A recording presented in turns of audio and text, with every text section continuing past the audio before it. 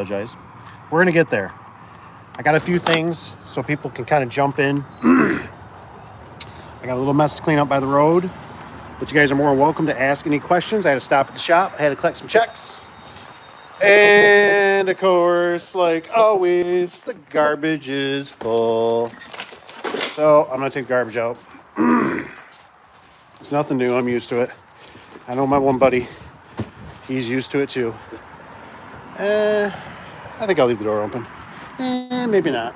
I don't know. I don't want you guys running in there on there. I'm going to show you too. I see there's a gem sitting in the scrap hopper. I don't know if you guys ever come across this. Oh, if you jump on here too, if you don't mind giving me let me know if the audio's good, or just hit the like button. That always helps out. I see a light come in, but I don't see an audience. There you go. We're jumping in. Hope everybody's doing good. Hope everybody's getting a head start on the old Easter tomorrow. Did anybody see that? I don't want to say too much because I'll get in trouble. But our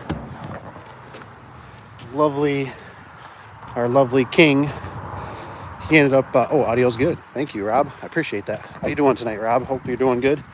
Anybody see our lovely president?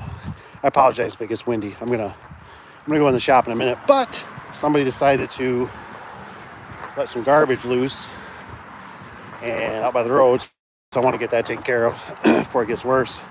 But anybody see what our king did there? I guess tomorrow's, if I say that, it's probably good, right? If I say transgender, that's probably good, right? But I guess tomorrow's the national day or something. It's really weird. I don't know if you're gonna be able to see it across it. We got a church.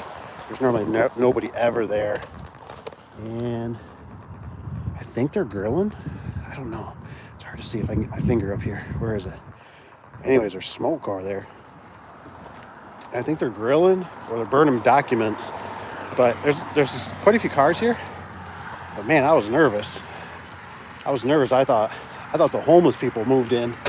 So unfortunately,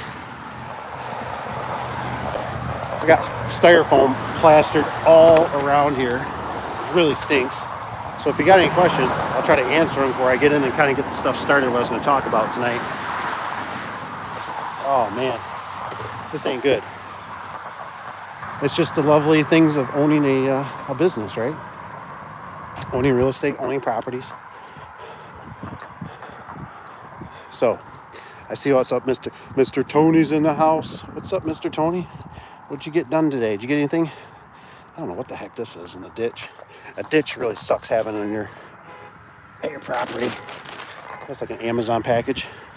I gotta be careful by the road. I don't want to get hit. Oh man. And my shoes are getting all wet. I'll tell you what, dog. Never ends. Never ends. At least it's not snowing. I guess that could be worse. Could be better.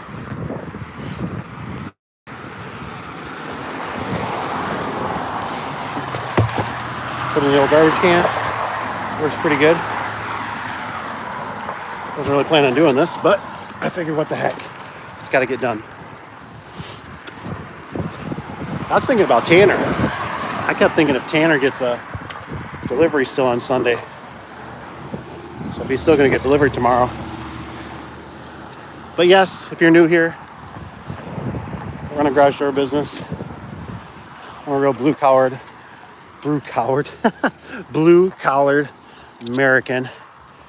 Has to work hard for his money, as I'm sure you do too.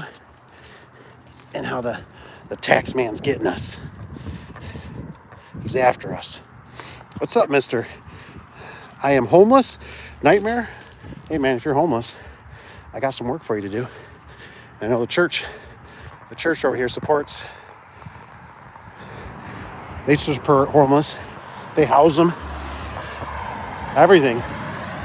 Got some really good people. Thumping out here today. Saturday night, right? Everybody's out cruising. All the darkness comes out. Might not be able to do too much more. My shoes are getting wet. What's up, Mr. Is it Tax? T-E-X? How you doing? How you doing?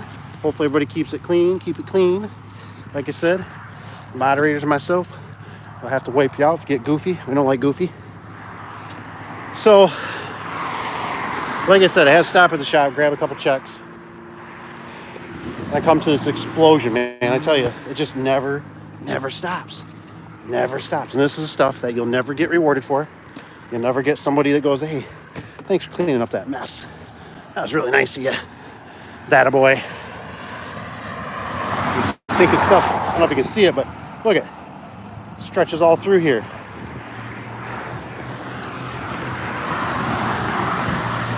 Went to the local Lowe's today. Had a bunch of crap locked up. That was interesting. I don't know what they're doing across the street. I think they're giving something. They must be doing food, man. Up here in Muskegon, only people come around if there's food. There's a bunch of cars. Late at night like this, I've never seen them over here. I don't even see a sign out. No fish fry, nothing. Maybe I'll go over there and get myself something. I see they're cooking a storm up. Can't believe somebody has their garbage. I can believe it. This is a busy road. We just get all kinds of debris, and I don't want it to go in the neighbors. Yeah, I don't want it sitting here. It just looks horrible. Just horrible. I gotta show you guys. I wanted to show you that.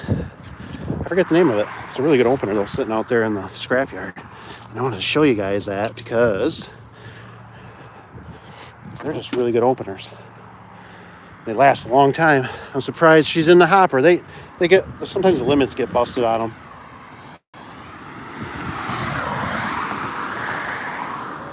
And people just give up on them. And they could technically probably just repair them. So if you guys are here too, let me know where you're at. I'd like to see what state you guys are in, and what city. I always like to know what's going on with the economy. What are you seeing around your area? You guys are always really good about giving me a pulse. Let me know if things are going good, things are slow, a lot of homelessness, or things are booming. I seen, I guess Florida came out with squatters. They're trying to eliminate the squatters, which is probably good. You really shouldn't do that. I just watched a video though, and they were talking about how in a certain, I think it was what was it? I think it was Ukrainian. I don't know what it was for sure, but anyways, he was promoting how to come here and how to squat in people's property. I couldn't believe that. I just could not believe it. It's going to start getting busy, boys. That's for sure. The weather's changing. Hopefully for the better. There's all kinds of garbage. Wait. I thought I smelled the old Margie. I thought I smelled Margie. I think I got most of it. I got a few more pieces. I can go where it's warm, so you guys can see my ugly mug. Like I said, I wasn't really planning it, but I figured, what the heck. I'm here. Oh, Kevin's in North Indiana. Man, it seems like I was just thinking about Indiana for some reason. And I don't know why. I was looking at it on the map. I can't remember why. And then I see Mr. Rob says North. What is it? North Alberta? Nice. Nice. What do you guys think about the economy? Think it's good? Think they're lying about it? I was watching one guy today talk about how they said we possibly missed the recession, and I thought, well, maybe. I don't know when it's gonna crack, or if it's gonna. All right, I think I'm good. Good enough. The rest of it get chopped up into pieces when the long guy comes. My hand's getting cold anyways. Oh, man. I see, what's this one? Mr. Miro? Is it Maro? I'm horrible with names. I really apologize. I can't even know. I can't even tell you my kids' names. They all got nicknames. We got Cookie. We got M. We got E. That's how I know them. I'm that bad. I forget my name sometimes too. All right, we're walking up somewhere. We can get some light. Bear with me. It's cold out. I think it's, darn, I don't know, it's 37. About 37 degrees out. Ooh, man. I don't know. That was a good move for the guys. You can't see that, can you? When it's too dark. There's doors outside. All right, here we go. Doors going up.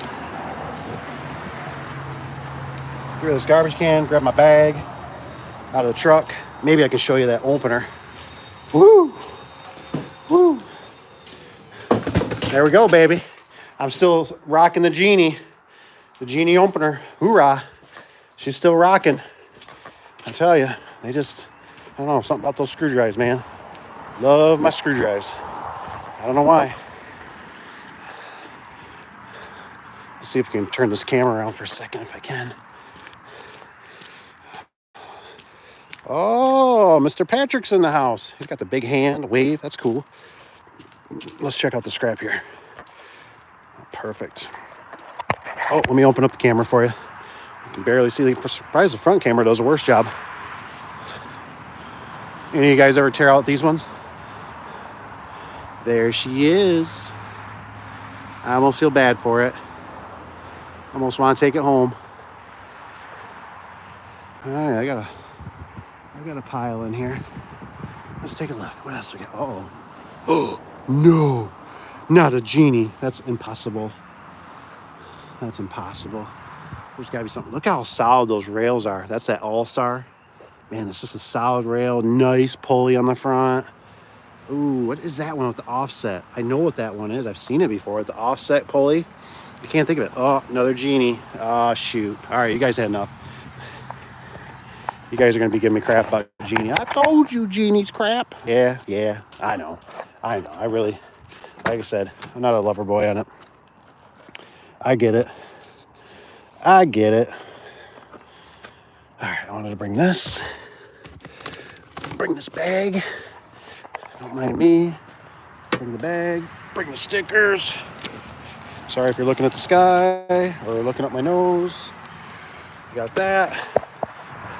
All right, we're getting there, guys.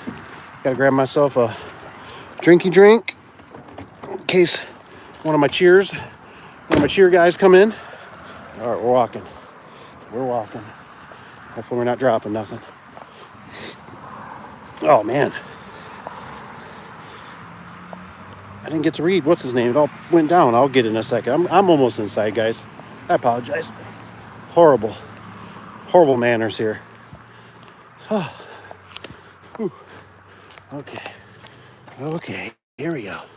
That's if I can get around this photo eye. You know how that goes. Never fails.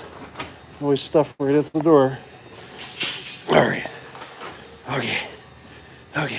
Oh, dang. The boys got some springs in. Whew. All right, here we go. Let's shed some light on this situation. Whew. Holy cow. You guys are heavier to carry around. Oh my gosh. Okay. Just want to make sure that wasn't mine. Check out these bad boys. Huh? That's what I'm talking about. I don't think those are duplexers. I don't think those are duplexers. Nah, those don't sound like duplex. Those are still big springs. Whew. That's what you call it. I always call it 2 men and a midget. You got to have those, or to do those. Find you a tripod here. Ask those questions if you got them. Don't be afraid. Whew, man, my hand is frozen. Okay. Whew. Oh, 8:55. All right. Came in. Okay, and what do we got going here? I don't think this guy works. He not gonna work. He not the right size. He not the right size. Let's try another one. Hope everybody's doing good. Whew. Okay. All right, hang out here for a second. Where can I set you? I can set you guys down for a second, can't I? You guys got a little heavy. Whew, man. All right. So I wanted to read what was it? Yeah, here it is. It says, hey man, I have a question. Awesome. I remember you mentioned, excuse me, that's not a bad idea to start installing doors from a big box store. And when I tried to apply, they asked me for insurance and all those things. Wow, that's really weird. So I think what I kind of meant by that was more or less if you're installing for the box stores. Well, okay, so there's a couple different ways. Let me express this. And then also, if you guys don't mind, I see there might be 6, 7, I don't know. It bounces around. Might be 0. But if you guys don't mind, hit the like button. It just helps bring more people and more questions, and I love to answer them for you guys. So if you don't mind, like I said, just tap the like button. Come on, man. And I just really appreciate it. And so anyways, so there is a couple different ways for the box stores. Yes, if you're going to, so like I used to be right here. Can you even see it? Right back here. And it's kind of shiny. You can see it. Anyways, it's Lowe's back in 2014, which we might have did a few years afterwards too, or a few years somewhere in there. 2014. We used to be a Lowe's installer. If you're, it's one of those things you got to remember that if you're gonna go work with commercial customers or be a subcontractor, things change a lot. You know, then yes, you gotta have your bank account set up, you gotta have the right insurance. It's almost like you're better off to apply or say, what do you need from me, than to bother trying to guess, because they might want you to have $1 million policy. They might want you to have a $3 million policy. A lot of that stuff has changed. So they change it all the time, the criteria and stuff. But most of the time, what I try to express for guys and girls is what you want to do is, like, if you're working for sometimes for the box stores, what I'm always saying a little bit, if you're just starting out, you know, obviously you're not going to get an account. You're gonna basically just go in there like a regular residential person and purchase. So I was at Lowe's today, and I was kind of in the way, and I could hear this guy. It must have been a customer, because he definitely wasn't talking to this lady like it was his wife, or he knew this person, because he was trying to explain to him, you know, he said, well, you know, I if you do dimmers, you know, dimming switches and stuff like that. He sounded like he was straight up talking to a customer. So you go in there like a residential and purchase things, you know what I mean? And you can get your, so I haven't quite done it yet. I'm going to do it though. I'm going to sign up with, I'm going to see if I can just do installs, you know what I mean? Because like when I try to do product, people want install as well.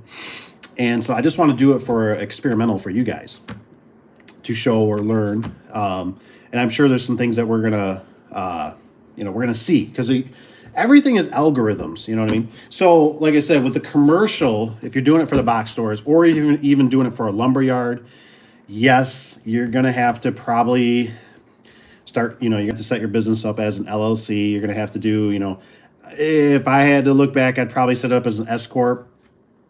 That way you can take a paycheck out of there and it shows proof if you ever need to take a loan out for yourself and your business is separate, things of that nature. And like I said, I'm not don't take all that financial advice, blah, blah, blah. I got to tell you all that. I'm just telling you what I do.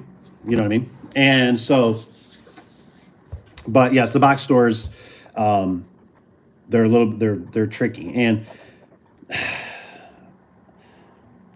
I don't want to say not do it, but they're tough. They are tough because they pay you a certain amount of money. But if you got nothing, it's a great start. You know what I mean? You got to do something. Do do do do. What's up, Mr. Rob? Dayton, Ohio. Business is booming. That's right. I feel like, was it Rob that told me before, or somebody else told me that Ohio seems like it's mainly commercial. Oh.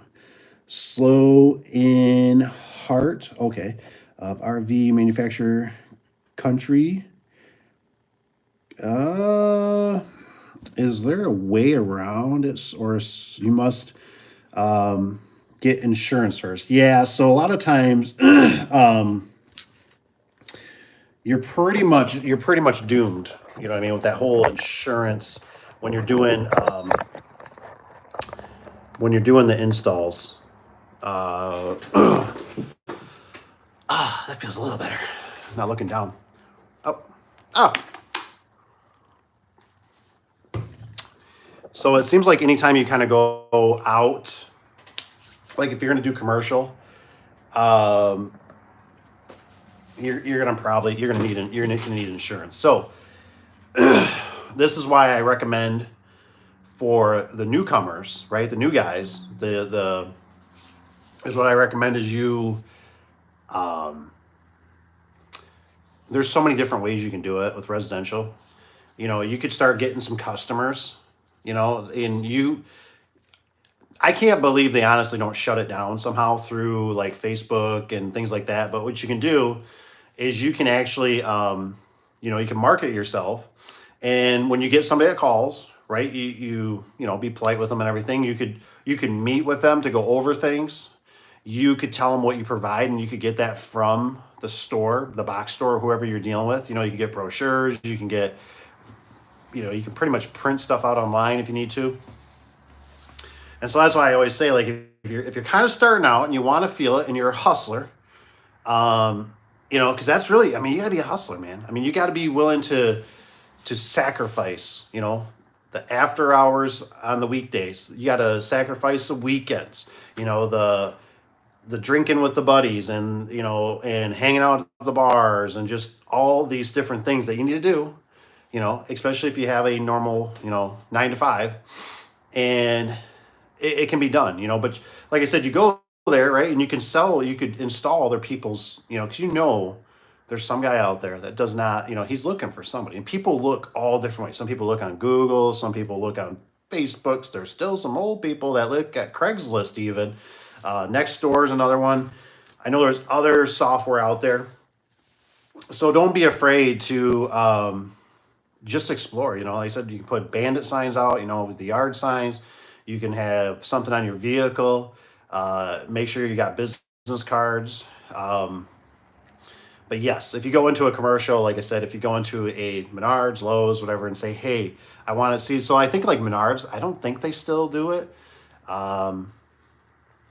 But I don't think they install. I don't think they used to not have installers, but Lowe's and Home Depot does. But it's really weird. Lowe's was the best, I think. You know what I mean? It can, like I said, I had to hire a secretary when I started with Lowe's. So sometimes it's not that great. You know what I mean? Because you think about it, it's almost like you're getting advertisement from them. You're getting sales. But I had to hire a secretary to deal with all the paperwork and all the baloney with them, let's just say. But like I said, ask any more questions on that if I'm not answering that for you.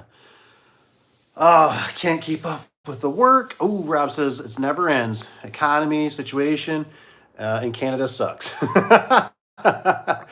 Oh man, it is how it, you know what I mean? Once you're buried and stuff, you're just buried. It seems like for life.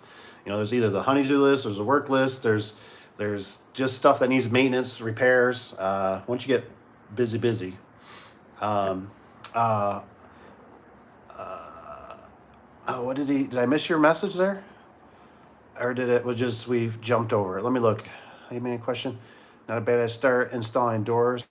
Hey man, I have a question. I remember you mentioned start installing doors from big box stores. And when I tried to apply, they asked for insurance. I think I answered that. So like I said, might be a little delayed. Oh, look at that. Rob says, everyone hit the like button for Dave. Does a lot for us. Oh, I appreciate that, Rob. And like I said, I'm gonna call you Mr. M because that's what shows up. It's an orange M. We're gonna call you Mr. M on this live stream. Like I said, if I'm not answering that, just keep picking away at me, and I'll try to answer it better for you because I know I can kind of go off and squirrel land and on that stuff.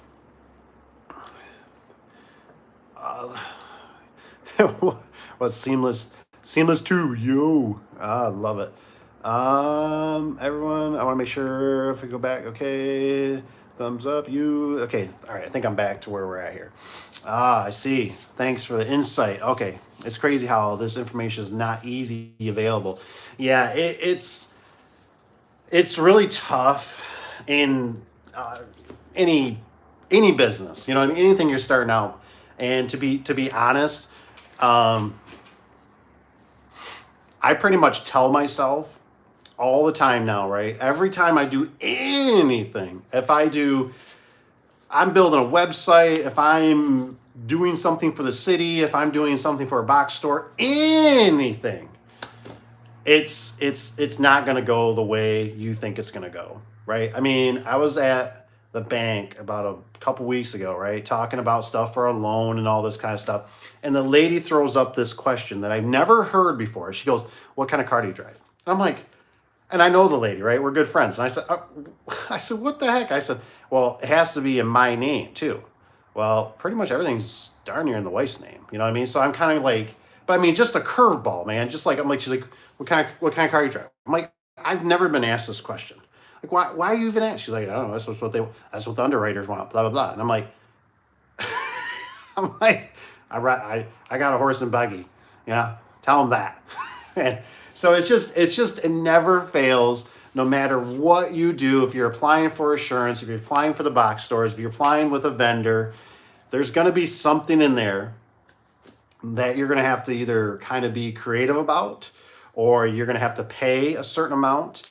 And that's what's tough with garage doors or a lot of other businesses is that you can start, it's like you'll find out, like maybe you're like, you know what? I'm going to get signed up to Home Advisor. You know what? I'm going to get signed up to Angie's List.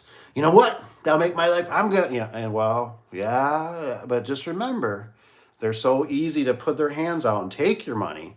But when it comes time to prove it, I mean, these places typically, well, I know that probably Angie and Home Advisor and stuff like that are not going to give you a free trial or any kind of warranty. So you got to you got to always be thinking that somebody's trying to get in your pocket. Always, you know what I mean? And how valuable is this? And make sure you do your homework. Like I said, I almost jumped on something. This was a few months back, and I look back now and I go, man, I'm so glad I didn't pull the trigger on it, because that was a stupid move, because it's basically another Home Advisor Angie's List, basically.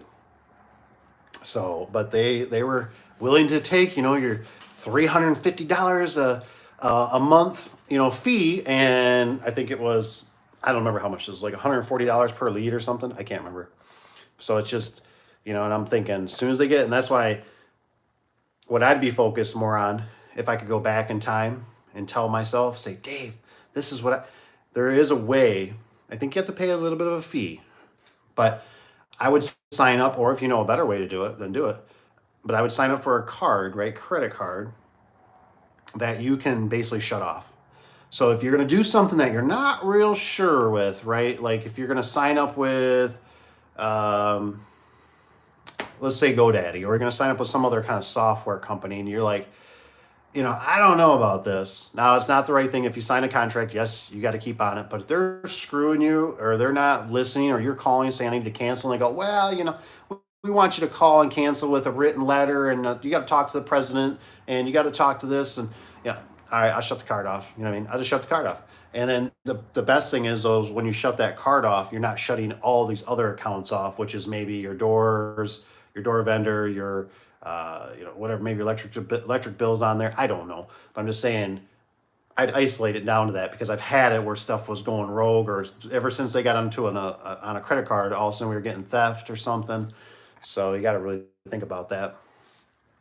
All right. But yeah, like I said, as I'm here, like I said, take my years of wisdom. I hope, like I said, you can do better than what I did. And, I learned from you guys too. I want you to do better than me. I don't want you to have to make as many mistakes as I did. I made a lot, but I have nobody. I have nobody to email. I didn't have anybody to ask questions. I didn't have anybody to brainstorm with and say, hey, do you think this is a good idea? Do you think this is a bad idea? So Rob says, he says, I've had bad luck with commercial doors with cables off. Off, and the door is stuck open. Ugh. I get the door down, overwind the spring, and door blows up. Oh man, dude, that's a huge bummer, man. I tell you, that's one thing I've learned over the years. It's like when you're on the phone with somebody and you're like, they go, yeah, the door's stuck open and it's crooked. Oh, I mean, that right there is like the kiss of death, because you don't know how bad. Is it stuck open and crooked and it's only got two rollers holding it up? And I've had them before, like they're at the airport, right? The wind's just blowing, of course, that day, right? It's never a perfect sunny day and the birds are chirping. It's the door's sitting there flopping like, come play with me, you're going to die. And you're like, it's Friday at 5 o'clock. All the guys went home. Son of a biscuit. What do I do?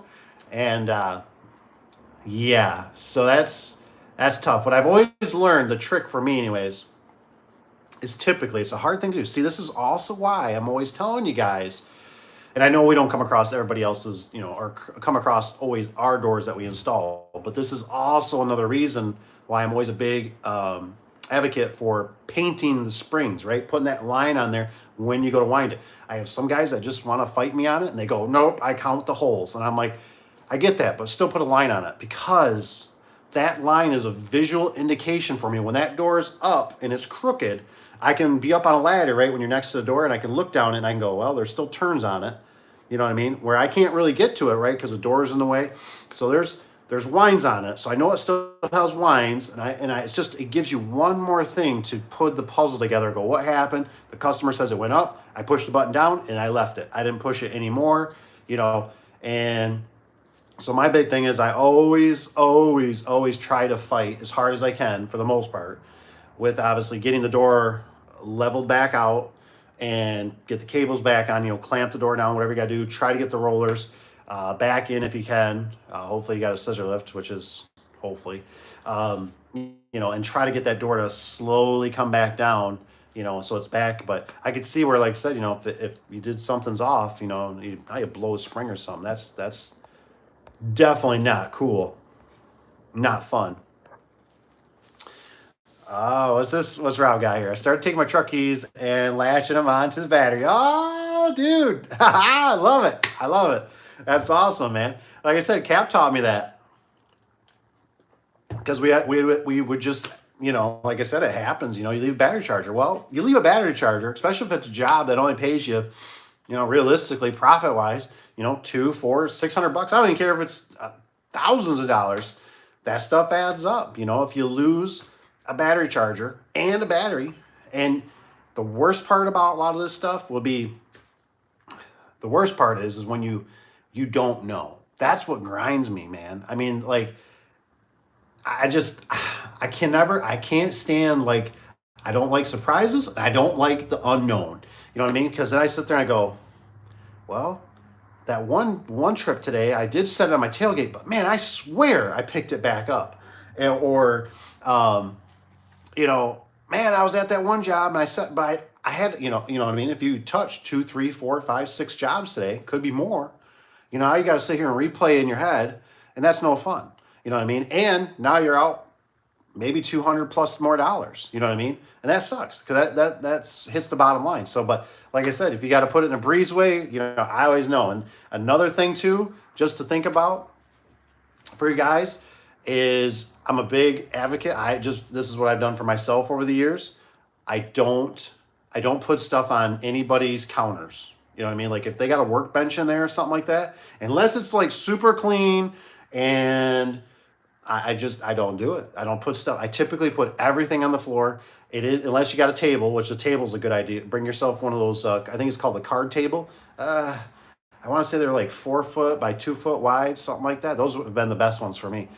Bring a table. Everything goes on a table. It's less bending over. But if I don't have a table option, I put everything on the floor. I put everything on the ground so I can look at the ground. And when I'm talking to the customer, because you know how it is, the dog starts barking, the customer comes out, they got their kitchen microwave, whatever's on fire, and you're like, and I've left tools. I left tools on the customers. And I don't like fiddling around with customers. Like I don't like being by their workbench. I don't know if they got cameras nowadays. It's they can have cameras somewhere. And I just don't like the employees, if I have somebody working with me or myself, being around it, because by oopsie, all it takes is, I grabbed somebody's wrench, or I switched them, right? I thought his was a gear and mine was the standard or whatever. And I did the whoopsie on it. I switched it. And then the customer's calling me going, hey, did you take my wrench? And you're like, I don't think so. You know what I mean? And then now what are you going to do? You're going to take it back?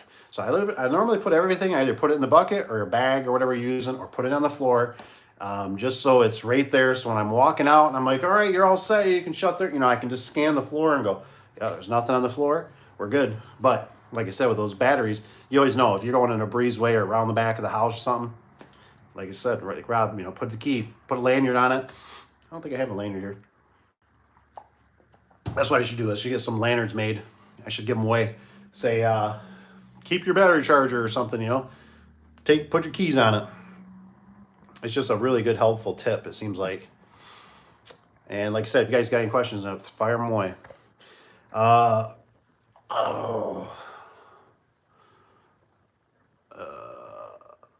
Let's see. How can you check?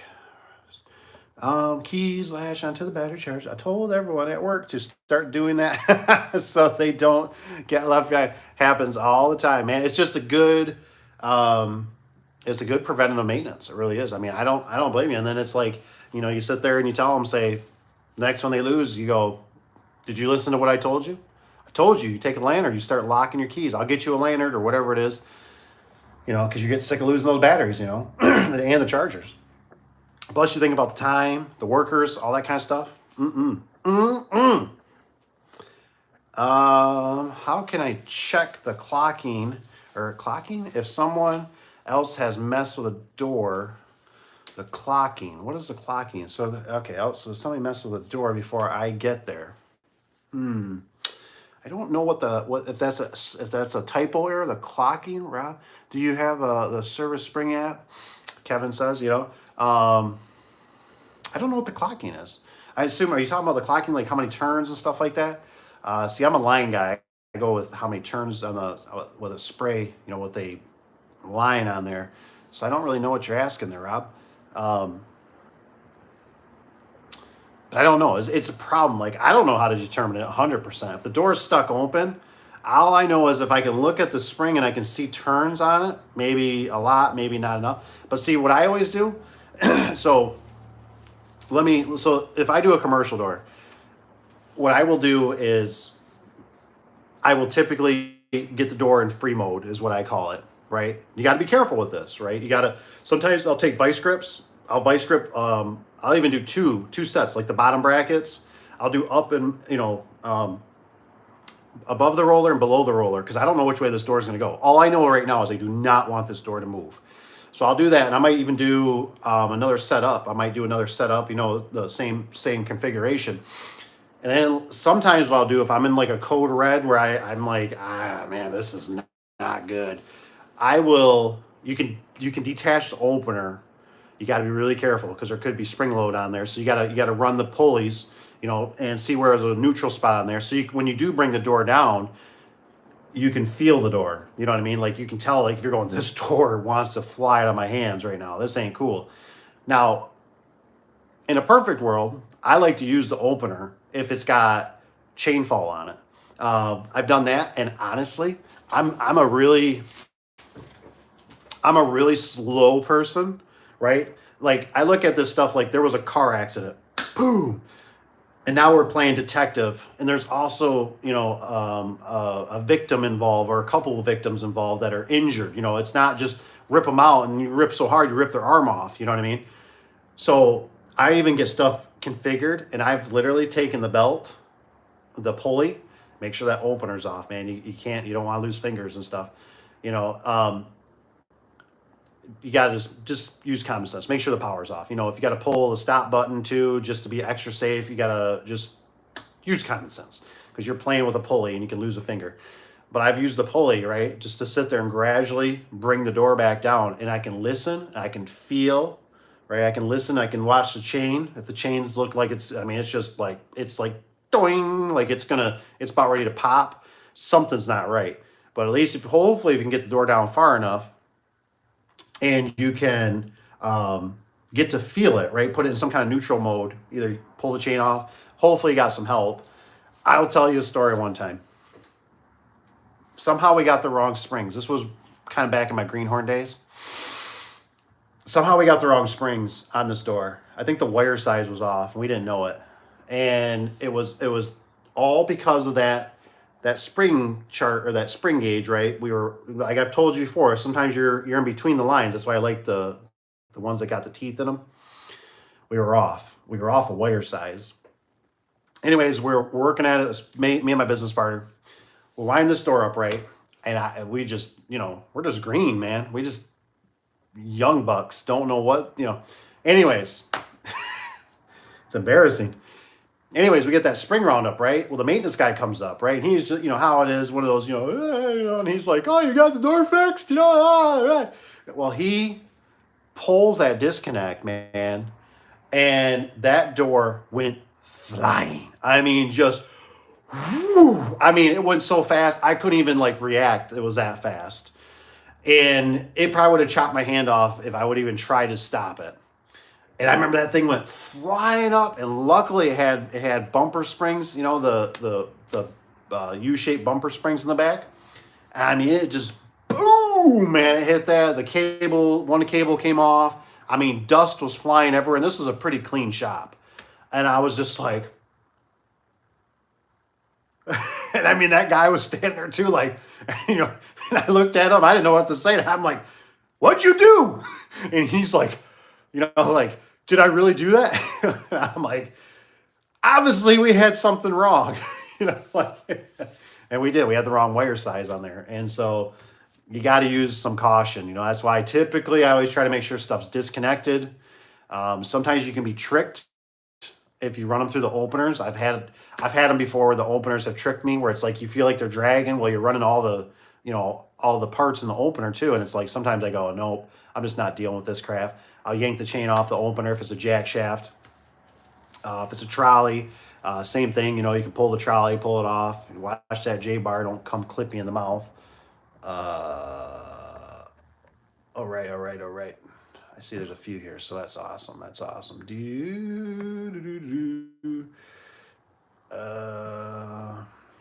And Rob, he said something to you, or Kevin, he said, do you have the Service Spring app, which is very useful. I definitely agree. I do, but learning how to use it. Yeah, Service Spring is a huge, Service Spring, even if you call them, they're very helpful. They can about 98% get you through a lot of stuff. I wonder what that means when it says seamless to be, he goes, it's message redirected. What is that? Why?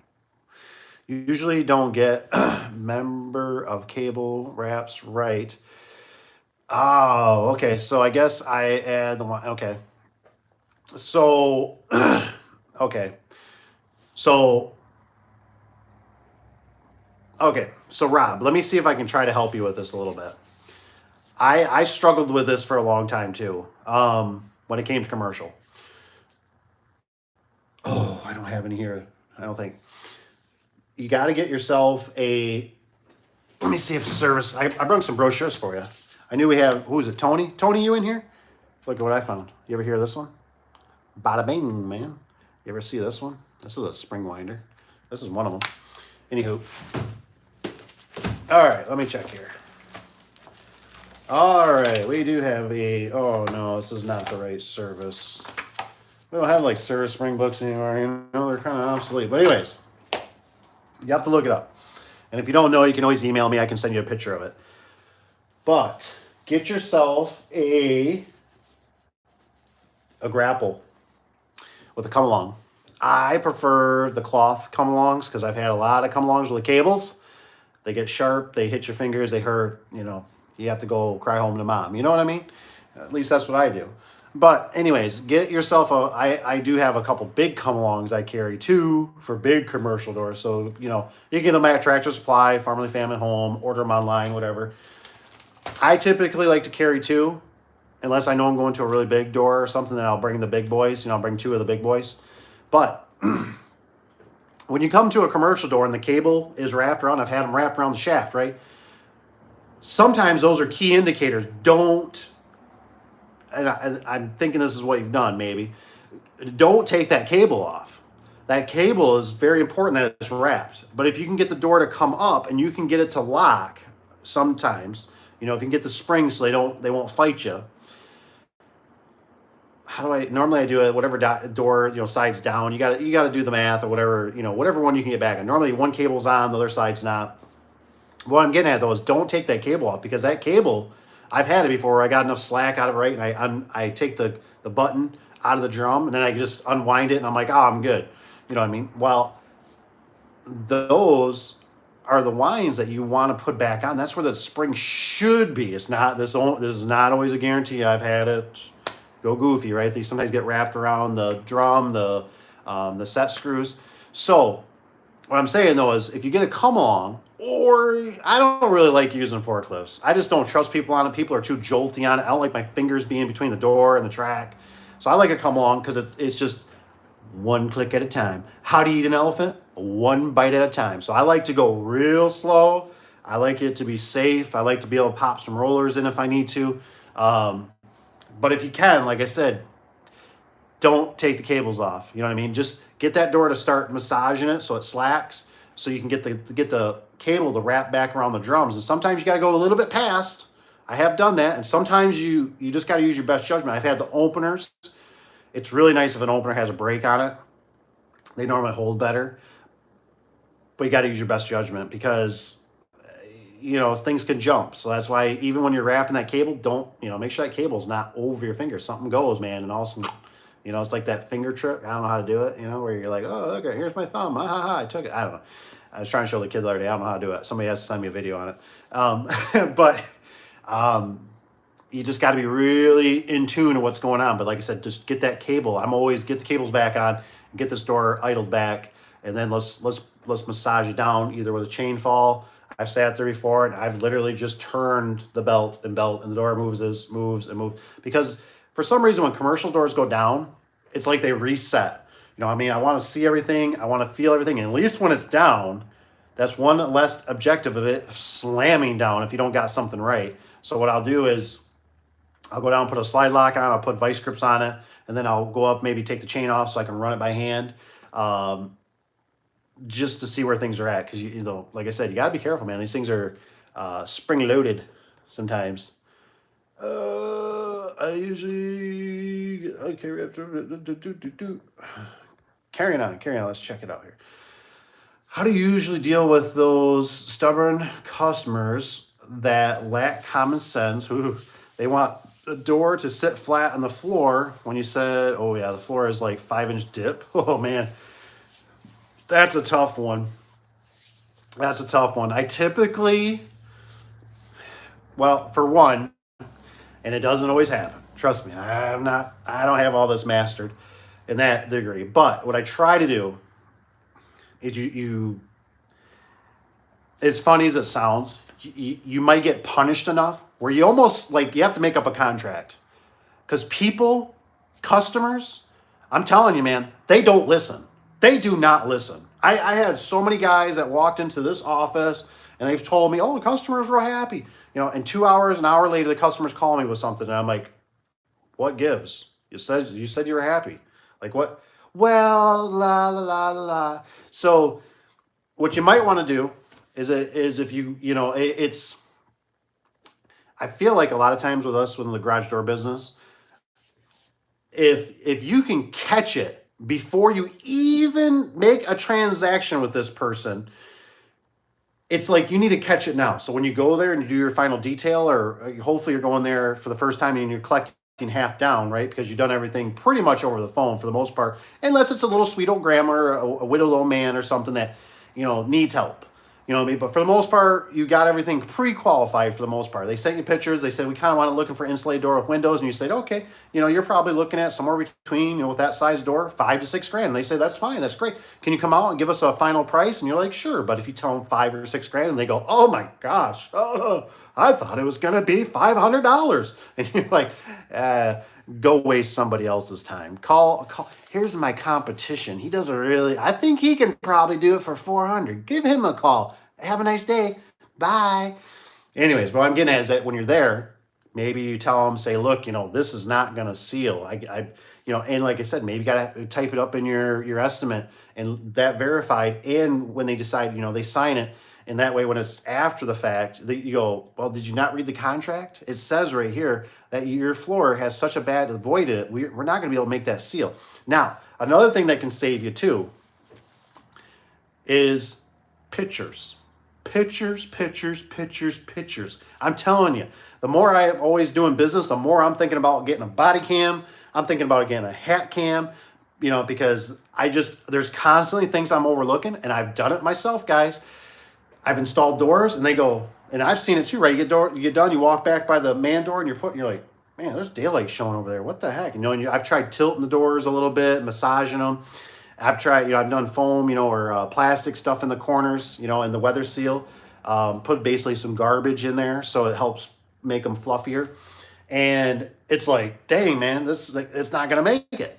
And I've had where the customer's like, can we fix that? Well, now the problem is, I don't remember from tearing out their door if it was like that before. But if I would have seen it and I would have took a picture, right? So if I could say, well, hey, Mr. Customer or lady, or your old door was like that too. It just might be another step. So it's one of those things when you're tearing out, or you see it right away when you shut the door before you tear the door out, maybe you take a few pictures just before that step comes, and you can say, hey, look, your old door, if it's a wood door, they normally smile anyway. So this metal door should be better. And you can also say, look, it's a lot better than what it was. But another thing too, I don't recommend, try to use bigger seal. You can maybe go maybe a 1/2 inch or something bigger on the seal, but don't be like me. I went to like 3-inch wide seal or something like it. It was flopping. It would get caught in the jams as it would come down in like the header. It wouldn't sit right. So there's only so much you can do. Maybe you can tell them, say, look, you could put I think that Snurf stopper. I haven't tried it yet. I still got some.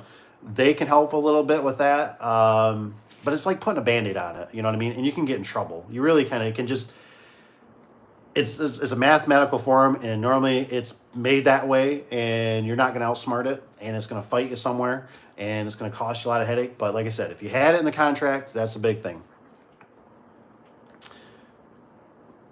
Seamless says, do you like, so I don't mind football and stuff like that. I'm not a big sports guy. I'm constantly always working. I'm constantly looking for generational wealth. I'm constantly trying to help you guys. And, I got a wife and kids, and I got my own family, and I got my own extended family. So I don't really watch. I can't sit. I cannot sit. I like to do. I'm a very do. You know what I mean? I'd rather go out split wood. I'd rather work on a rental. I'd rather plow the field if I had a tractor still. Use Spring Engineering. It'll tell you number of winds.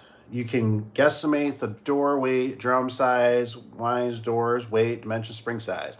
Yeah, like I said, that Service Spring, it's amazing to me because I don't have nothing affiliated with on my phone with Service Spring. And like I said, they don't endorse me or sponsor me or anything.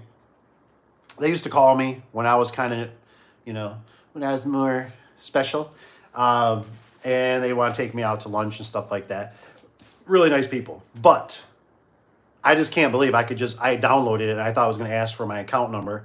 and it didn't. I couldn't believe it. I was like, wow, just let me on. I was like, pretty much any Joe Schmo could get it. And I thought, that's amazing. Like, that's a great help. And why not? I mean, you think about it, it's good for them because your help, you can probably send it to them. You can have her say, I'm looking at your app, and they can go, oh yeah, we see it too. I mean, Service Spring is just, they're phenomenal. I really love them. They've always been so good over the years in the business. Let's see, he says, my issue is when the cables have come off both drums and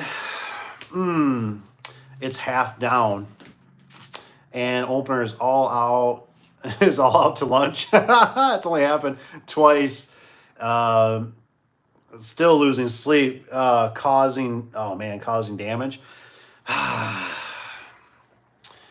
Yeah, so what I've done before, I got a video out there. It's kind of old, but it shows me working on a commercial door. I forget what size that door, maybe a 12 by 12, something like that, 14 by 12. It wasn't super tall, but it was showing me, or showing on the video, how I got a door down, totally in free fall, basically. The cables weren't connected anymore. And I used a come along with those grapples that hook onto the cables. They grab the cables. And I walked a door down. And it was very time consuming. Very. But it was the only way I could do it by myself. And I didn't have any equipment there. And I didn't have the customer. Nobody was there. And they don't even have nothing. It was for a softball. Yeah, I think it was for like a softball training, like they did coaching and stuff in there. So I mean, there's, you know what I mean? It's like there's softballs and there's like furry carpet. That's about it. But there's no equipment there. Typically, what would be the ideal situation would be is if you could get a forklift. You got to be careful because they can damage the bottom of the door. And if you can get a forklift with a pallet on there, maybe, whatever, anything that widens it out to spread the load is great. 2 forklifts, that's okay. I mean, it's whatever. And you can get them to lift up on the door. You can get the cables or whatever so much undone safely. I got to be closer. And, you can bring the door down. And then typically if you can put a few blocks and get that skid out of there or whatever, and then either you come along and back up with 2 come-alongs and get your blocks out of there, get that door to set back and just reset. I've done that before, where it's just, we're going to reset. I can tell the opener is not on the limits. I can tell the chain is popped. I can see the chain is super stressed right now. Like it's popping. Sometimes that's what you got to do, and like I said, that's why I always carried a minimum of 4 vice grips, and I'm talking like a good size vice grips. I like to find the vice grips that you like. If you like the brand vice grip or you like the Milwaukee brand, whatever's got. I do like to carry a couple flat ones. I don't remember why, but the ones that pinch, because those I put them in the track, and I pinch them under the rollers so the door can't fall. It's not a guarantee, but what you can do is get yourself 1, 2, 3, 4, 5, 6. I mean, technically, like if I was commercial all the time, I'd probably carry 8 pairs of vice grips. And the reason being is you get into a situation, like I said, I've just had doors do weird things to me. I want to lock this puppy down, man. I don't want this thing moving. So I go above the roller, I go below the roller, and I'll spread it out. I'll do the bottom roller, I'll do the middle roller, a midsection roller somewhere, just so this door, because you know how it is, if it's a heavy door, it could start bending the rollers, it can pop off, it could lose traction basically, and the door could slide down or gets more crooked, So sometimes, like I said, but if you have a piece of equipment there, man, that can make life a lot better. Especially if it's a forklift.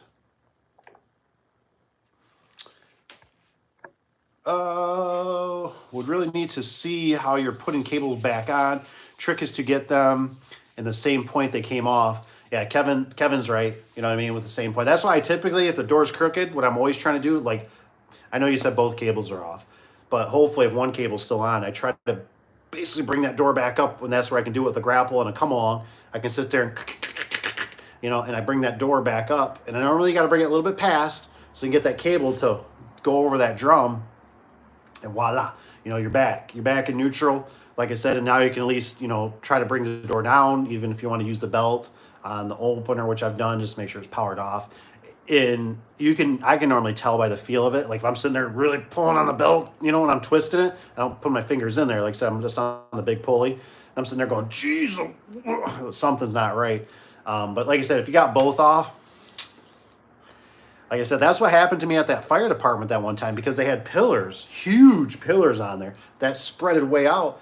And I couldn't get on the side of the door. And I was almost to a point I was going to climb up on with a harness, and I was going to climb on the door just to sit up there and start working on it because I didn't know what else to do.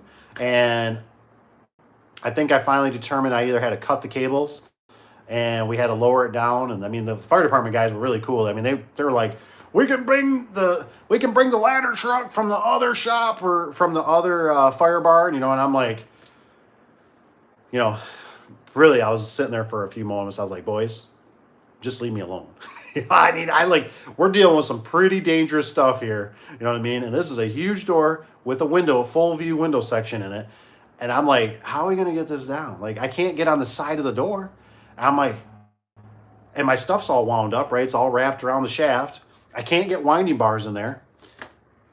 Maybe the Sure-Winder would have helped me, or the Brute Winder. Nah, I couldn't get on the. I couldn't even get an impact on it or whatever if I needed to. All I kept thinking is, I'm like, I'm gonna have to climb on top of this door. And I'm like, and all I'm envisioning in my head is me on top of this door, why it's up, right, and that door just caving, and here I am,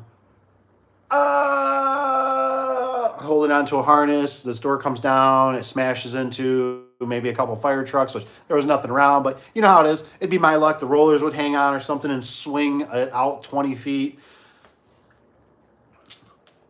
It was very interesting. All right, let's see where we're at. Really, yeah, she is clocking.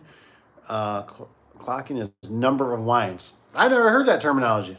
Rob, I think that's pretty cool. Thanks for saying that. Because clocking, huh? I might have to do that because I know there is a couple guys that they like to do numbers of turns. I'll hear them up there. See, I can't do that. I'm not that smart. So they're up there like 45, 46, 47. They're unwinding it, counting, right? And I'm like, hey, do you see the comedy show? And they're like looking at me all like, shut up. And I'm like, oh, you're counting. You know, and I've done it in reverse, which isn't really, I don't really recommend it, but I cheat sometimes. And I'll actually, when I'm taking a door apart or something, whatever, and it's at the right, you know, spring wound, whatever, I run a line across it. So when you unwind it, it reverses. And then if I got to go back, all I got to do is I just bring the line back to where it was. It's not really the best thing. You probably should erase it too, because that can get tricky. Because now if the spring lets loose, you know, now you're looking at it from the ground and you're like, I don't know what the problem. That spring's got turns on it when it really don't.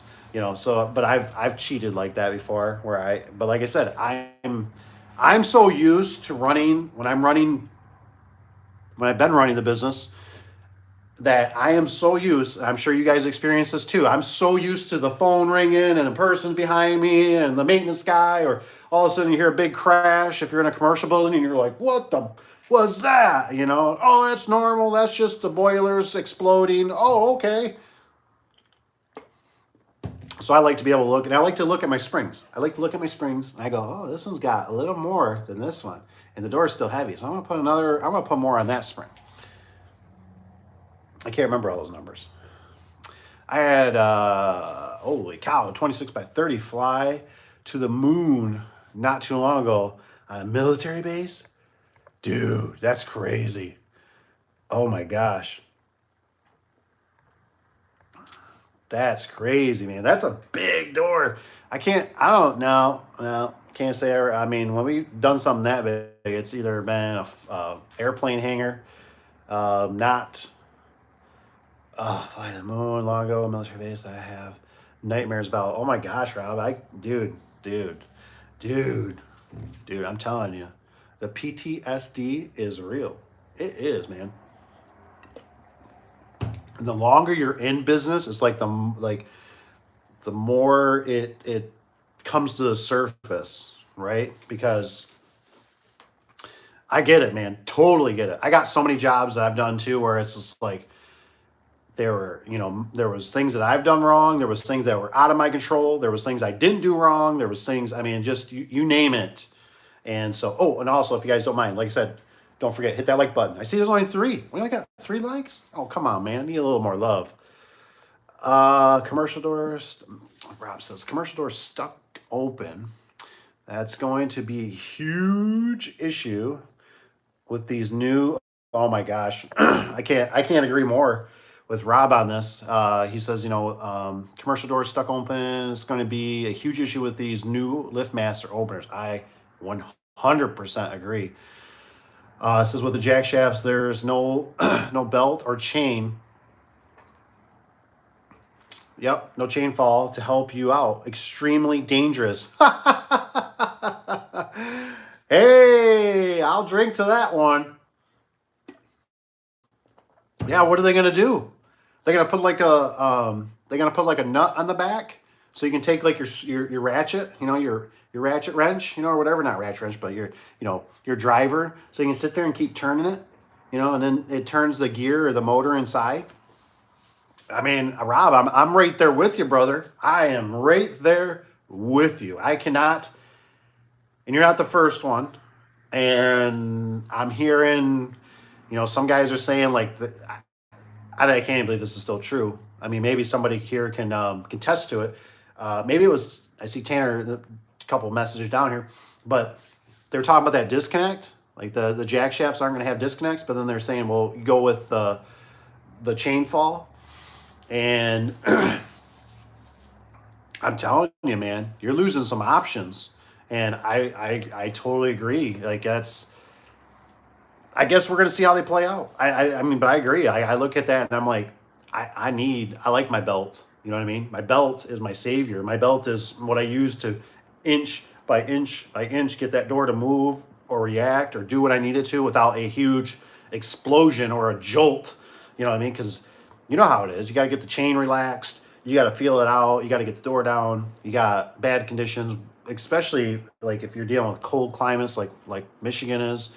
I mean, you're doing everything.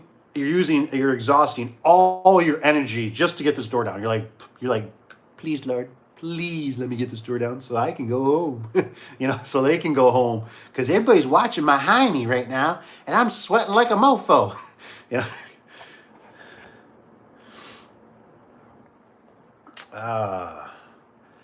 Stuff going, but that's gonna, yeah. The 4 settings on a new lift are supposedly sensitive enough to not throw cables. Ooh, that's interesting, Kevin. But then sometimes it makes me wonder if they're so sensitive, how much are they going to fail? You know what I mean? Like when the door starts gelling up, the lube on it, or get a few years on it. I'm just trying to think of how they could still, like, it's kind of like with that one LiftMaster, right? The 8500 when they had that switch and they still threw cables on me. I don't know. I just still. So Tanner says yes. Yes, Rob is right. We're talking about that the other day. Oh man, I have called LiftMaster, and I guess they are gotten multiple calls about it. Oh my gosh, but what a dumb idea to even make them or put into production. I just, man, I tell you what, I mean, that's just, oh man, it just breaks my heart. It just breaks my heart. It really does, because I just, man, I feel the pain. I feel the pain. I mean, there's just so many unknown situations that we get into, and it's some of this stuff is like life and death. I mean, it's like, I really don't want to stick my hand through here, but if I want this door, you know what I mean? Like, there's just things we do, and you want those options. Like, it's like when I see a chain fall on a jack shaft, I'm like, oh, I'm like, yes. I'm like, the other guy was thinking about me. Sweet. You know, I don't have to go even find like maybe the power disconnect, because most time you pull the disconnect, it'll kill it, right? But it's great using a chain fall and not having your hand on a pulley. You know what I mean? Where it could just fire up. And I've had that happen. And I was the dum-dum. Or you have to open up a box, right? And disconnect the wires, because you're like, I'm not, like, this building's huge, man. I'm not going and finding where the freaking breaker, even though you should. This is not advice. You know what I mean? But you know how it is. We've been there. So they say, my advice is to only buy the hoist. It's only, okay, so it's only 40. Well worth it in my, yeah, I mean, it's, the thing is I have had a couple of the problem is like, so I kind of went from the disconnect on we're talking on a jack shaft, right? Like a LiftMaster J. And I was very big about the whole, the chain fall. But then I started running into, sometimes what we run into is we'd order these things, right? And the chain falls, because the builder changes something last minute or whatever, the chain falls now is not on the right side and gets all goofy, and it still will like work, but it's goofy, right? And then if you're looking at a wall, let's say of docks, and there's a pillar there, and so the opener had to get switched because you change. You know what I'm saying? Does that make any sense? Does anybody else ever struggle with that, or am I the only one? Like, but I've had it where I've ordered them and I'm like, okay, I want 3 left hands, I want 5 right hands, and then the builder, something changes, or you get to the job site and now you're like, fudge. You're like, this ain't gonna work. You know what I mean? And you're like, well, I'm not sending these puppies back. So you drape the chain fall, and then it's like one of those things. Now you look back at it and you're like, this looks kind of stupid. And you're waiting for like the builder to call you out. And he's like, so why are the chain falls like those ones look like they got room to use them, but these ones look too tight? And the customer's complaining, and you're like, you know what? I'll just put them up in the trough. There's a beam up there, the red steel, whatever, a little trough, gusset, whatever they call it. I just put it up there. Nobody even has to see it. How about that? Because it's just gonna be. I'm gonna put a little short chain fall on it, just up there for myself, just in case we have a little issue. I got a little chain fall just to sit here running on the rat race. That's just how I feel. So I would agree. Hey, it's only $40. I get it. Like, I'm like, but if you're doing, whatever, 20, 100 of them, that $40 can kind of add up. And maybe you're in a situation where you just don't want to even think about it. You're just like, I just want to have an opener. I can do it on both sides. So I like options, man. I keep thinking about this. I keep coming across things with vehicles. I keep coming across things with power tools and certain things. And I go, nah, you know what? Just leave it. Like, I like options. So I have choices. And I just don't like when I get forced without, like, well, how do we not have this option anymore? Like how are we going back in time? Like, we have all the engineering. We've been doing this for years. We know that certain things work. Let's keep moving forward in the right direction, and let's not make it harder on people. But yes, I mean, you're gonna just have to order the chain fall, right? But sometimes the chain falls, I don't know if these new ones are gonna clutch out better.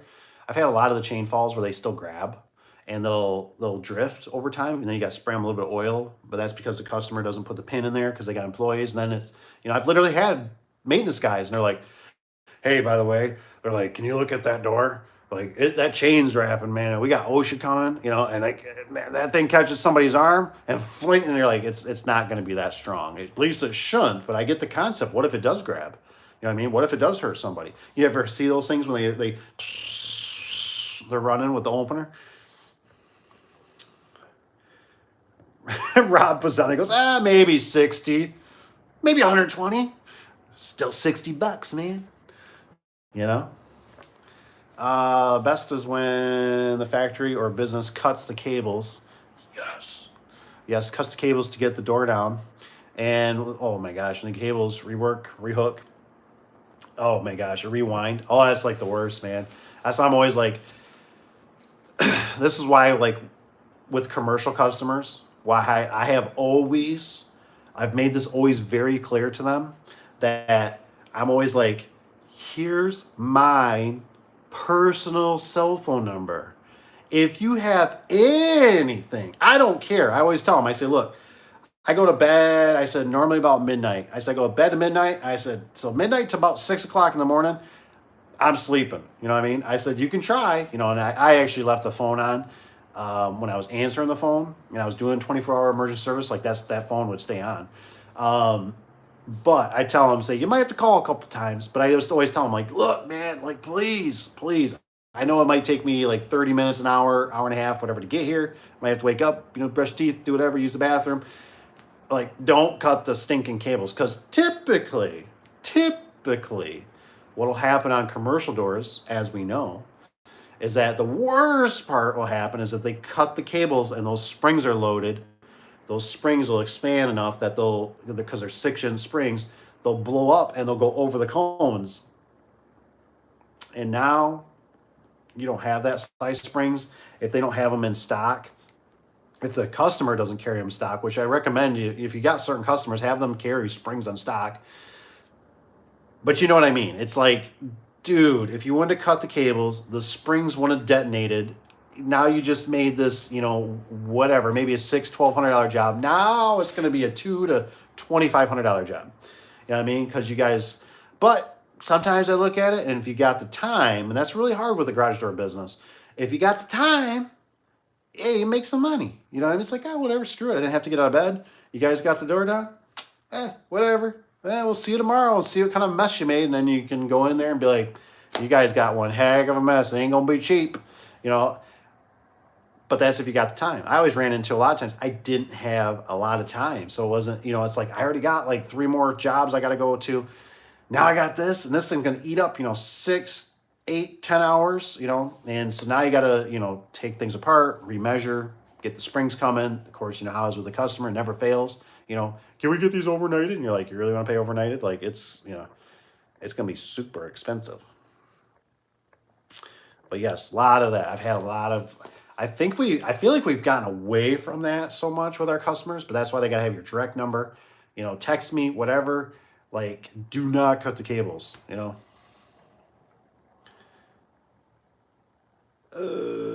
I always show the customer the level on the door. Can't fix concrete. Oops. Oh yeah, says it can't fix concrete. That's out to lunch, man. Yeah, that's, I agree. You know what I mean? With Rob, I just, like I said, I feel like it's just something if you can, and I guess what I'm kind of trying to express is that if you can, when you have a customer that calls you and things just start like a ping pong, you know, or a ping pong. What am I trying to say? Ping pong table, or you know, things are bouncing, right? Things aren't going smooth. The customer doesn't seem like they're reacting right. Sometimes I just try to automatically. Now, like I said, it's tough. You ain't got no customers. You got to take what you can get. You know what I mean? And you just gobble, gobble, gobble. But otherwise, if things are like something's not, you know, I don't think this person's quite there. I don't think we're a good fit. I don't think they quite understand. They sent me some pictures, and they're sending me a picture of their toilet, and I'm like, like why do I got a picture of your toilet? And they're like, oh well, because my toilet's leaking. I thought maybe you fix that too. And you're like, I don't think we're gonna be a good fit. You need a handyman. You need a trunk slammer. So I try to eliminate all that stuff from the get-go. So that's why, like I said, if I was writing up an estimate, I go out there, collect, tap down, I go, hey, just so you know, that concrete, that's going to be a problem. You know what I mean? And we're going to address that, right? You know, and then that way when you send an email over or confirmation or whatever, and I wouldn't even cash that check until if they don't sign something or whatever, you update something. So that way when they go, you know, I really think the door, because people think garage doors are like bathtubs. You know what I mean? They think they're sliding doors that are caulked, you know, in place, and that they can take a shower in there and they can do the hokey pokey and no water should leak out of that thing. Not one drop on their floor. That's how people think of garage doors. So, I mean, I just look at it and I go, hey, you know, then we're not, you know what? Hey, let me return your check to you. I'm going to send it in the mail, or I'll drop it off tonight on my way home or whatever. And sayonara, because we're not a good fit.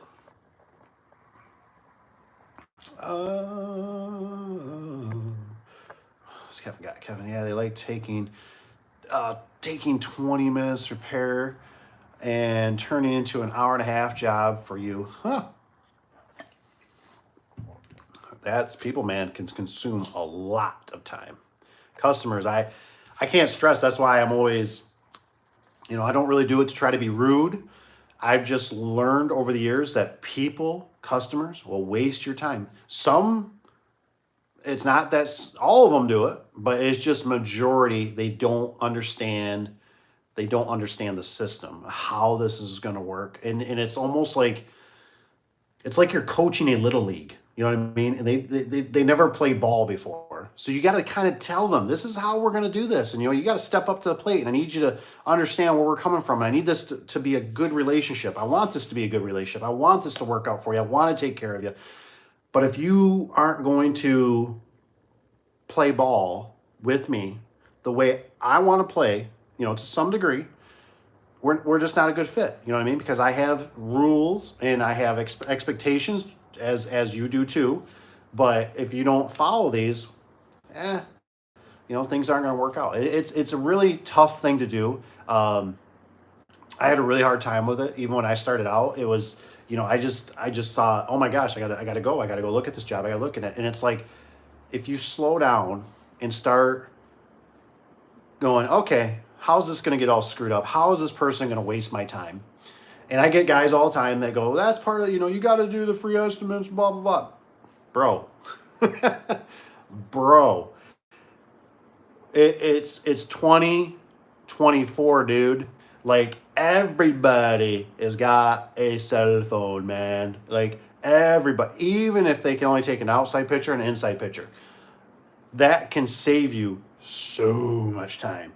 You don't know if it's a sliding door and they call it a garage door. You know what I mean? There's all these things, and you're like, whoa, we're not even in the right hemisphere here. I've counted squares on doors, right? Somebody's telling me, oh, I think it's a single stall, right? And then I take a picture and go, that ain't no single stall, that's a double stall.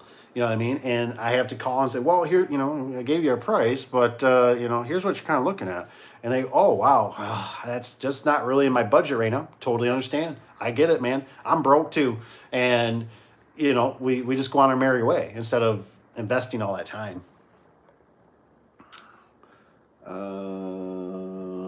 Says I use, oh yeah, says I use, so I use a certain spring when I replacing busted springs and I don't have a match. There's some other options I haven't figured out yet. So I don't think I got it out there. So Rob, I don't know too if you should be carrying some scales. Scales are really helpful. And then if you know what the radius is, drum size, normally service spring will help you out. Sometimes don't forget, like I said, you probably already got one. Don't forget, get an earpiece. I tell you what, an earpiece helped me so many times out in the field, because then my hands are free. I can talk to somebody, get an earpiece, get whatever you like, get something that just has good reviews, it's got a little mic sticking out so it's not picking up so much background noise, especially if you're in a like commercial setting. So like I think it's is it Blue Parrot or something like that? It's like for semi-truck drivers. And I use it to this day. I like it because it's got both. I'm weird when I hear one ear and I got people talking or I got noise. It's hard for me to sit there and so I got the one that's a dual one with a nice mic. And it eliminates background noise, because I've had that happen where if you try to use like those, like the Apples, the earbuds that go in, it's the mic's not close enough. It doesn't do the sound elimination and stuff. So it's, you try to talk to Service Spring or talking to somebody on the phone, whatever, and they're sitting there going, I can't hear you. I don't know where you're at, but it's way too loud. That's never no good. So get an ear thing. Scales. Like I said, Service Spring has, I wish I had their book in front of me. They got a weird contraption that helps divide the weight. That can help you too. I'd really, all the trucks should have them. We just don't come across that much. What's Tyler say? What's up, Mr. Tyler? I don't think I've seen you in here before. Welcome. Springs don't reverse. No, they do not. Especially when they go boom. They go kapow and over the who's had it before where they go over the drum. Oh, and you can't get to the set screws. Oh, you're prying it with a screwdriver. You know, that's always fun. We've had, we would count back in the day, and we would be the guy to start saying random numbers. Try to get the coworker off count every once in a while. Oh, that's funny, man. I love it. I love it. Like I said, I can't do that. I gotta do the line because I'll screw it up. Case, hello. What's William got? Opinion on overhead door operators. So that's a little bit vague for me, but if we are talking the real overhead door company, like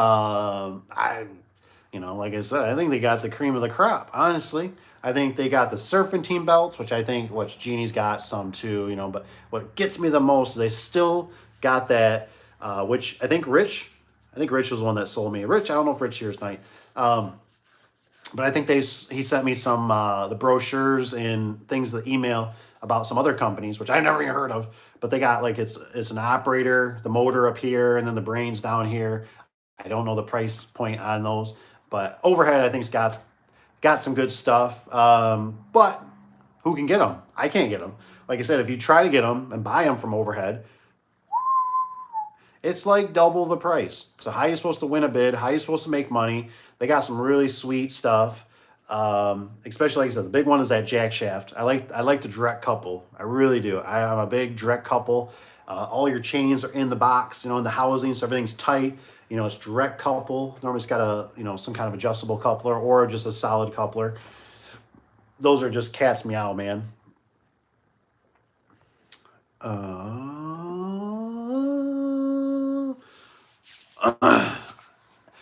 Adamus, I'm a Christian from Nigeria, 19 years old. Could you please get me a new phone? Oh, so I can subscribe more on your videos. Please, my phone is for another person. Maybe. You gonna do some garage doors?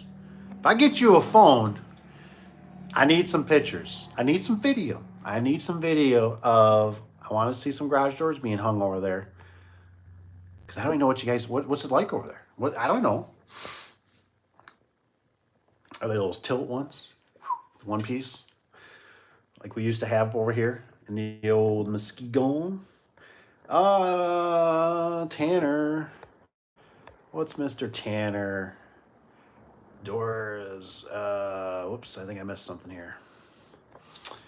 Anything overhead is trash. Oh, come on, overhead, or Mr. Tanner. In my opinion, the only thing good is that the overhead jack shaft openers have direct shaft hookup. Pretty much what I say. You know what I mean? I mean, realistically, overhead is Genie.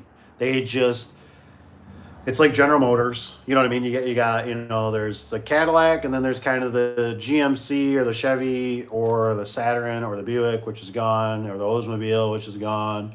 It's kind of the same. I don't really see a lot of, I can't think if I've seen a lot of overhead. We have. A lot of them we tore out just because they're old. It's kind of weird because overhead around us anyways, the overheads, once they're locked in, they're pretty much locked in. So, I mean, unless something happens or somebody buys a building or something changes, things change that way. Yep, doors will need to be perfect. Better start putting ice scrapers in truck for the winter. I haven't found a really good product to put on the bottom of garage doors to keep them. I've heard there's some kind of spray. Some people use Vaseline, maybe WD. I just don't like leaving contaminations in people's, if it rains or something, there's a plume of nastiness. So I never really found a good way. But boy, we get that weird winter time, and all of a sudden, man, it's phone call after phone call. My door won't open, and it's is it a broken spring or is it frozen? Where those pictures, hey, can you take a picture of your springs? Okay, well, I had one I went to, and I literally kicked the door, in the inside. I did a nice gentle foot, smash my foot, hit the button. doors work. And then it's like, what do? You know, I've had one that was right around the corner. I was like, you're good. Just remember us in the future. Put a sticker on the door. Give them a business card, you know. What's Will say? He says, the biggest piece of trash. I work on the Rytech high-speed doors. Oh, nothing like waiting 3 hours for factory to, and oh man, isn't that some of those companies are really bad. I've had that issue. And what's really crummy is then they'll call you back and you're not even there. And you're like, yeah, I'm not even in front of it, dude. Like, can you, they're like, oh, we can call you back tomorrow. And I'm like, when? Sometime tomorrow. We're open, you know, from 8 a.m. to 8 p.m. sometime tomorrow. When? Can we make an appointment? I do write the number of turns and cable length on jobs. I don't think I've ever wrote down the cable length. That might not be a bad idea. Run into an older or did not install. I write it on the spring brackets. Spring brackets and bearing plates for me or the next guy. Big help. That's not a bad idea. I think that's a good idea. I just wonder how long the marker lasts. Permanent marker on those. Thing is, they're oily too, so it makes me just kind of. Sometimes I just write them on the wall if it's up far enough, you know, or people aren't like, you know, brand new building or something, you know. What's that up there? A love letter? You know, it's brand new walls. It's paid, you know, $1.6 million for this building. You're up there writing on the walls? Yeah, that's what I do. I'm bored. Yeah. Says, yeah, YouTube can also be a killer. Had a guy Friday who bought a house in a development. We are doing, ask me why I offset the springs, oh Lord, on a 16 by 8. Well, it's tight, so I need to install it that way too. Give it more room for the trolley opener. And then proceeds to tell, oh my gosh, me his opener rail is arched, oh my gosh, when closed. So I had to inform him that it's just the arm pushing down on the door. Yep. And the top section. Telling you, man. I had this one guy. So it's weird, right? This is a weird combination I guess I've come up with. I will leave the opener instructions, right? Because there's typically warranty information in there. It's a small, nice little packlet. If I'm doing so let's say I'm doing a door and opener. Sometimes I've seen one of my competition, I guess, I've learned. Sometimes they stuff them, right? If they're in a plastic, they'll leave them above the opener and zip tie it or something. I do that on certain circumstances. It's every job is different, right? It's an aura. Like if you feel the customer is a very prim and proper and he's already telling you, you know, hey, I want to make sure I register this for a warranty. Everything is like, okay, here you go. You're getting everything, buddy. But if it's like the little sweet old lady that I'm like, she's going to call somebody.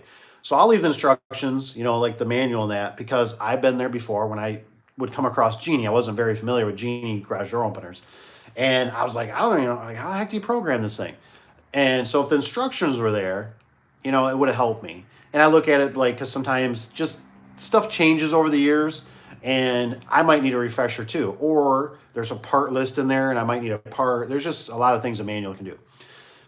What I'm getting at though is I don't leave the instructions for the garage door because I kind of agree with Tanner here. It's like the YouTube thing. And I know it's kind of a different, you know, apple to an orange, but I've had problems. I had a guy that was way up north that read the instructions, like I said, on that, about where the strut went. And this guy just wanted to fight us on, you know, we put the strut on the top of the door, on the top section, where the glass is, where the windows are. And he said that strut is supposed to be in the middle. Now, who in their right mind wants a strut right in the middle of a window section? It just, no. And he just could not get that through his head. He had something else with weather seal a little bit. Now, there was a sub I had doing it, so I had to go up there. But yes, Also, I think me and Tanner could do probably a good. We should do a sit down sometime or something because I think we're. Uh, I think we'd have some pretty good concepts in a sense because I think Tanner's right there with me on some of this stuff, and we just customers. It's somewhat. It's kind of getting harder because people have they have all this information. They're keyboard ninjas, right? They can go online. They can write bad reviews so easily. This technology is changing. Sometimes for the better, most of the time for the worse. It's just sometimes. That's just my feeling sometimes. The bean counters are, trying to make stuff cheaper, which they don't understand. They're costing us so, right? They're costing us our safety. They're costing us our reputation. They're costing us our time. Just a whole number of things. But I could definitely see where somebody, I've had people also like how the opener, some people say leave it pitched down, some make it perfectly level, some say, it's adjustable, the arm kind of floats, but I mean, all it takes is a customer and they're like, ah, and it depends on the situation. Like I said, they got the Ferrari sitting there and this garage is perfectly white, brand new on the lake. Yeah, you know what? We better make everything, real. But, it's grandma's tilted garage. Yeah.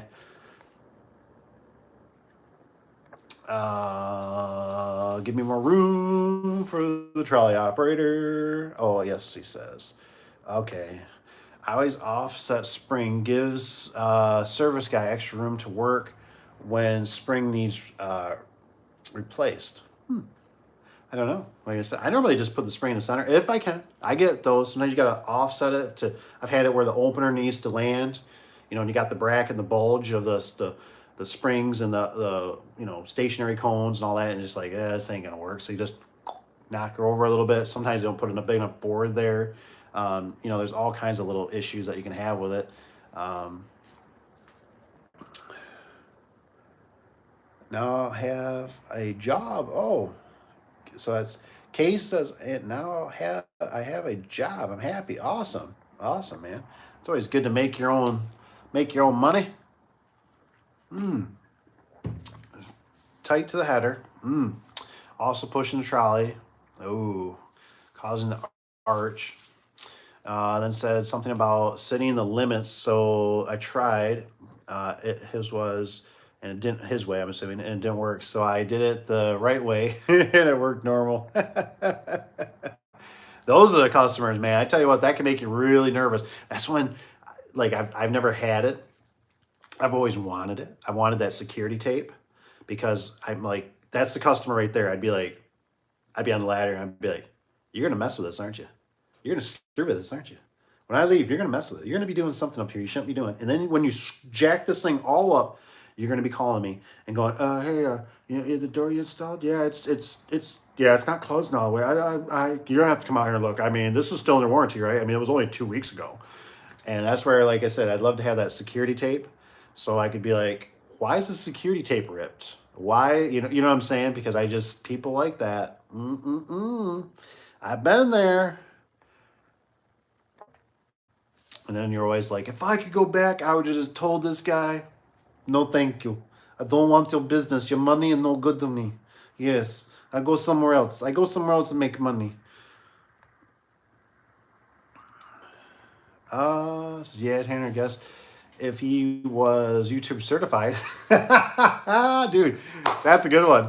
Oh, man. If he was YouTube, he should have done it himself.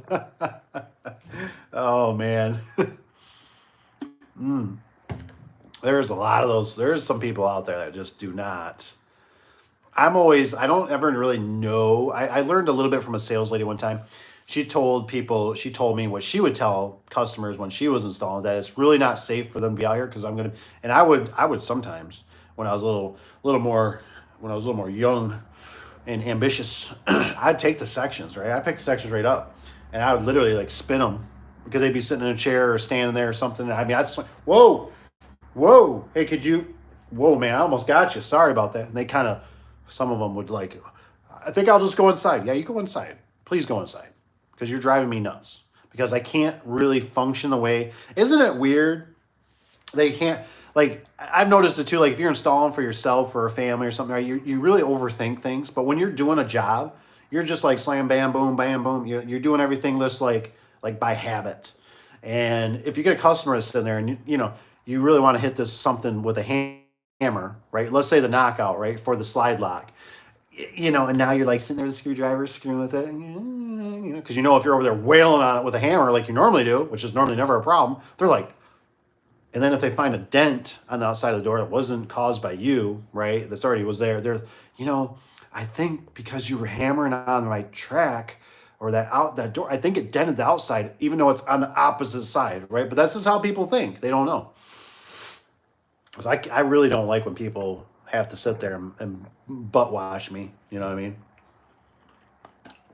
I try to express to them this and that. Or what I start doing, now that I got more gray hairs, I'm like, hey, well, you mind grabbing the other side of this section? Help me put it up? Oh, okay. I get some free labor. And that's always, obviously don't listen to Uncle Dave on that, because obviously if they get hurt or something, that's always liability, blah, blah, blah, blah, blah. But sometimes just depending on the situation, I'm like, hey, you're going to sit here the whole time. I can tell I can't get rid of you. Hey, why don't you come help me?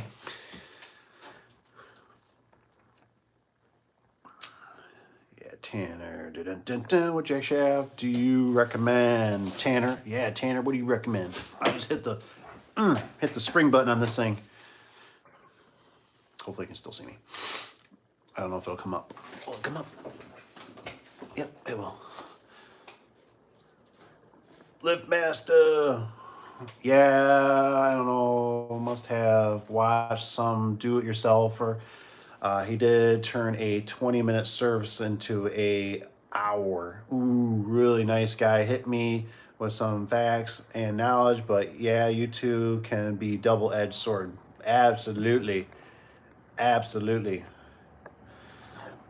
Oh, excuse me. So it's supposed to say, it says, do you haul a LiftMaster for commercial service? I don't know what that means. Do you haul, or do you have, I don't know, do you haul a LiftMaster for commercial? I don't think I know what that is. Well, you're going to have to clarify that. Like I said, we don't carry a whole nother opener, if that's what you're asking.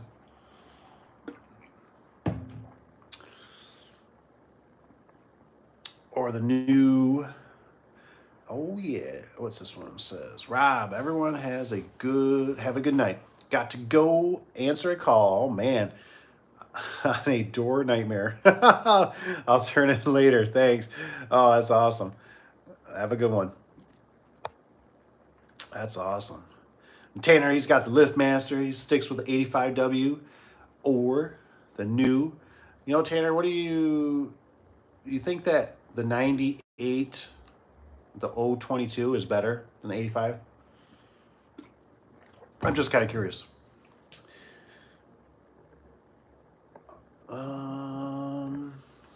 Tony Merle, 85W LiftMaster make.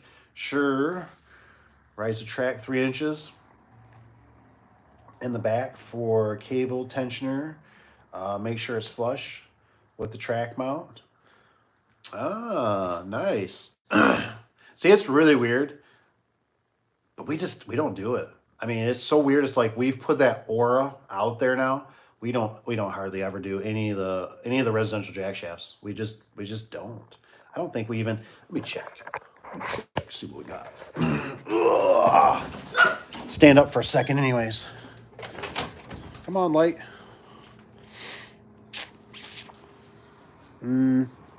Nope, I don't think so. Seeing some genies. Got some genies over there. All these crazy numbers nowadays. So we got still. Ooh, the guys. I didn't realize the guys still have some.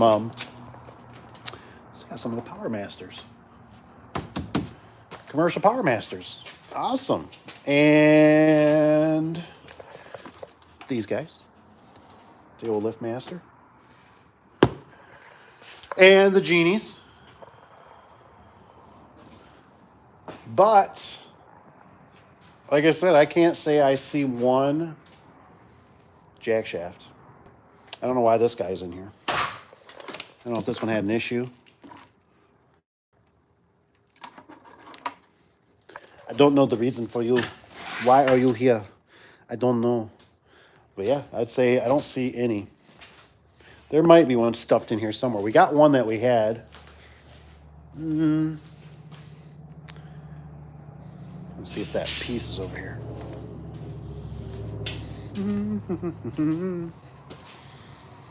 No, I think one of the guys got it on their truck for doing,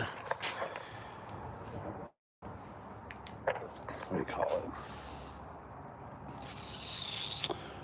Yeah, I'm going to say it's on the truck. It's on one of the trucks. I never care for these things either. I'll have to find a way to mount these lights. Find out where we're going to mount the light at. For the jack shafts, it's just all inclusive. I don't know even why we get extra ones of them. Extra ones sitting there. But nope, no jack shafts. None that I see. Is that one? Is that a Genie one though? The 6070? I don't think that one is. Wireless wall mount. Let's see if somebody knows.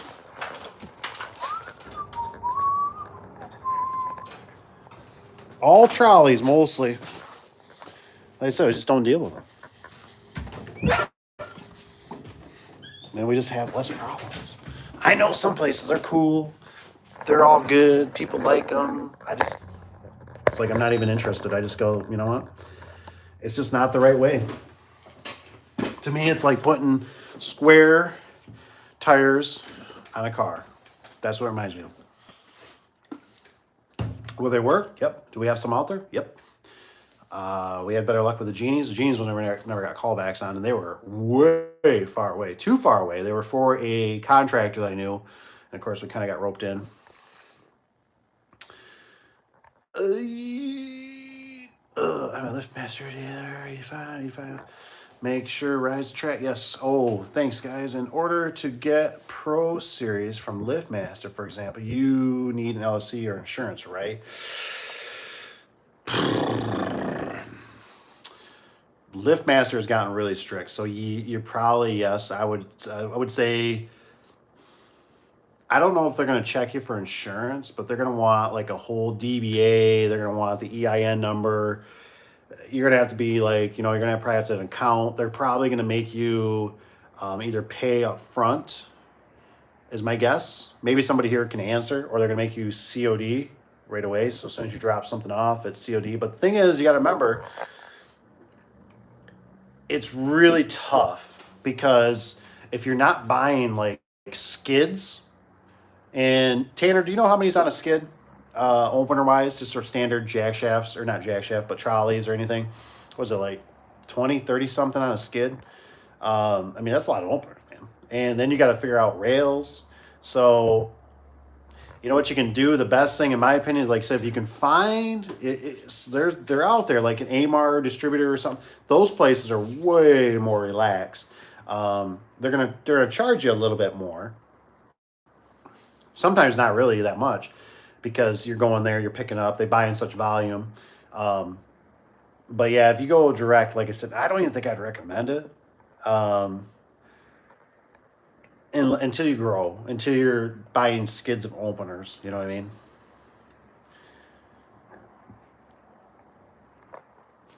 mean?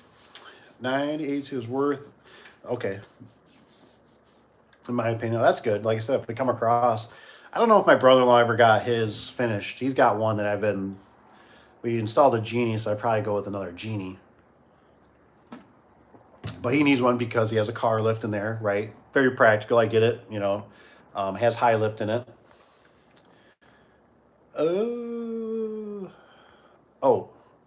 Is worse. So he said the 98.2's Kevin says is worse in my opinion. Okay. Like I said, when it was a standard 85 without the W, whatever, it was like, it went right out the door to me. We did quite a few of them. And it was really sad because I had a foreman. He sold a lot to a builder, couple builders, and we lost those builders because these openers They couldn't power through. I ain't gonna lie, there was a little bit of caveat to it because some of these installers had more years experience than me and some were a little bit tight on their jams or something wasn't quite right and the things would freak out. Yes, it was a bad install in a sense, but if it had an MJ on it, it would have powered through it, right? And they were glitching. The disconnects were just, I don't know. We like I said, no more. No more. I hesitant to do even the Genie. I don't like the Genie does the jiggle. Just, you know. But those ones, you know, never had a problem yet. I think that was on 3 doors up there. Yeah, I like the older one. Not much different between the two, but the 90 doesn't have the cable tensioner device. Yeah, like I said, it's just something we couldn't wait. Like I said, I don't know what it was. I had one even for, I think my mother-in-law and hers. Like, I don't know. It was like it lost like the radio. I don't know, just weird, goofy, like ghost. And it's like one of, I even installed, the doors and the openers, and I'm like, what? And my wife's like, yeah, she's like, the remote's like quit working or something, and I'm like, huh? I'm like, well, tell them to put batteries in it. She puts batteries in it, still don't work. She had to go back and reprogram it herself. Luckily, because she was going out there. But I'm like, man, what's up with these weird ghosts,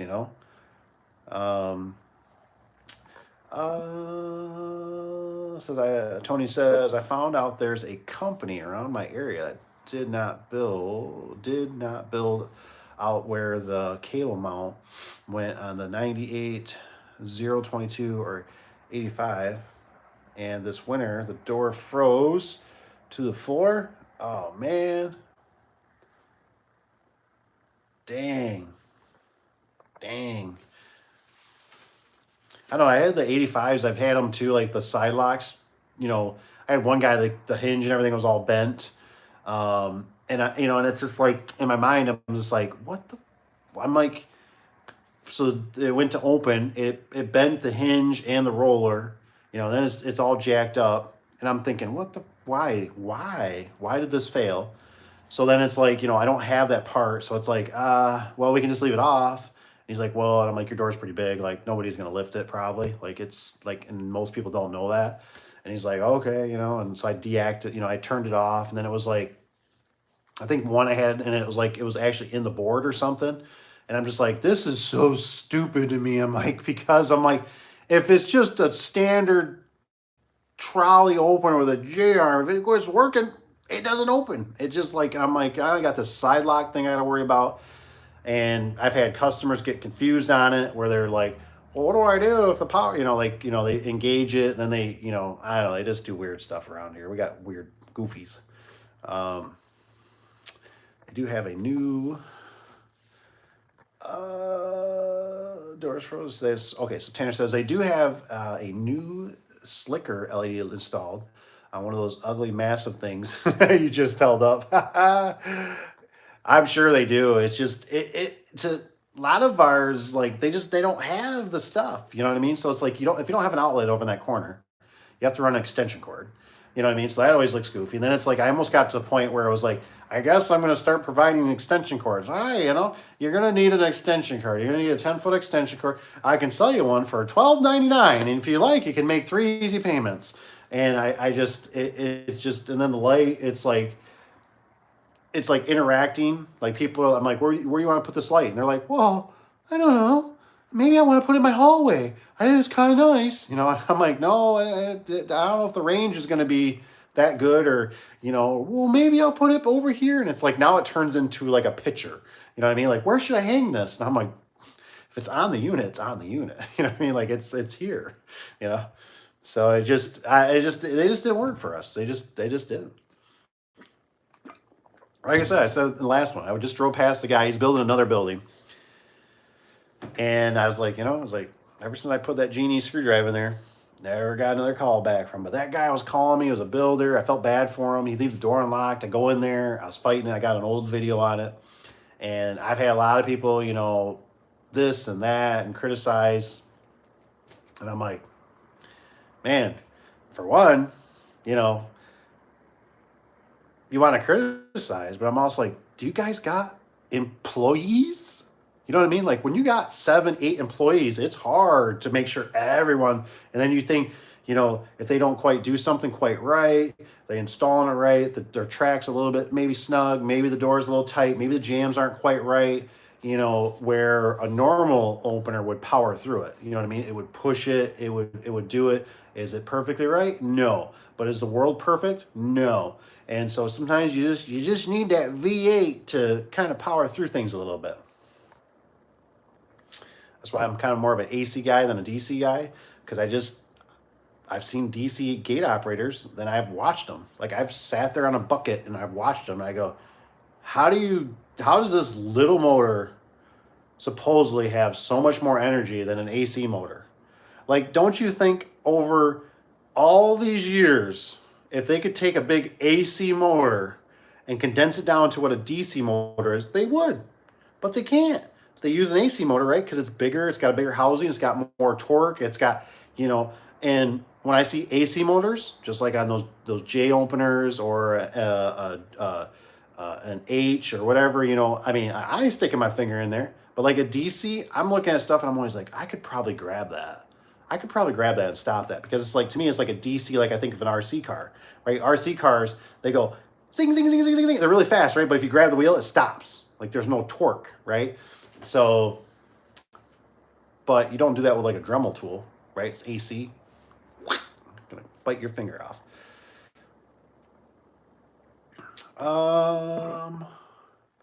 They had new sleep. Okay, and then so they would throw the tensioner. Okay, cables, tensioners. It was sensitive.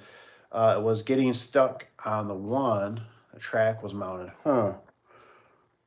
What's up, Mr. Chad?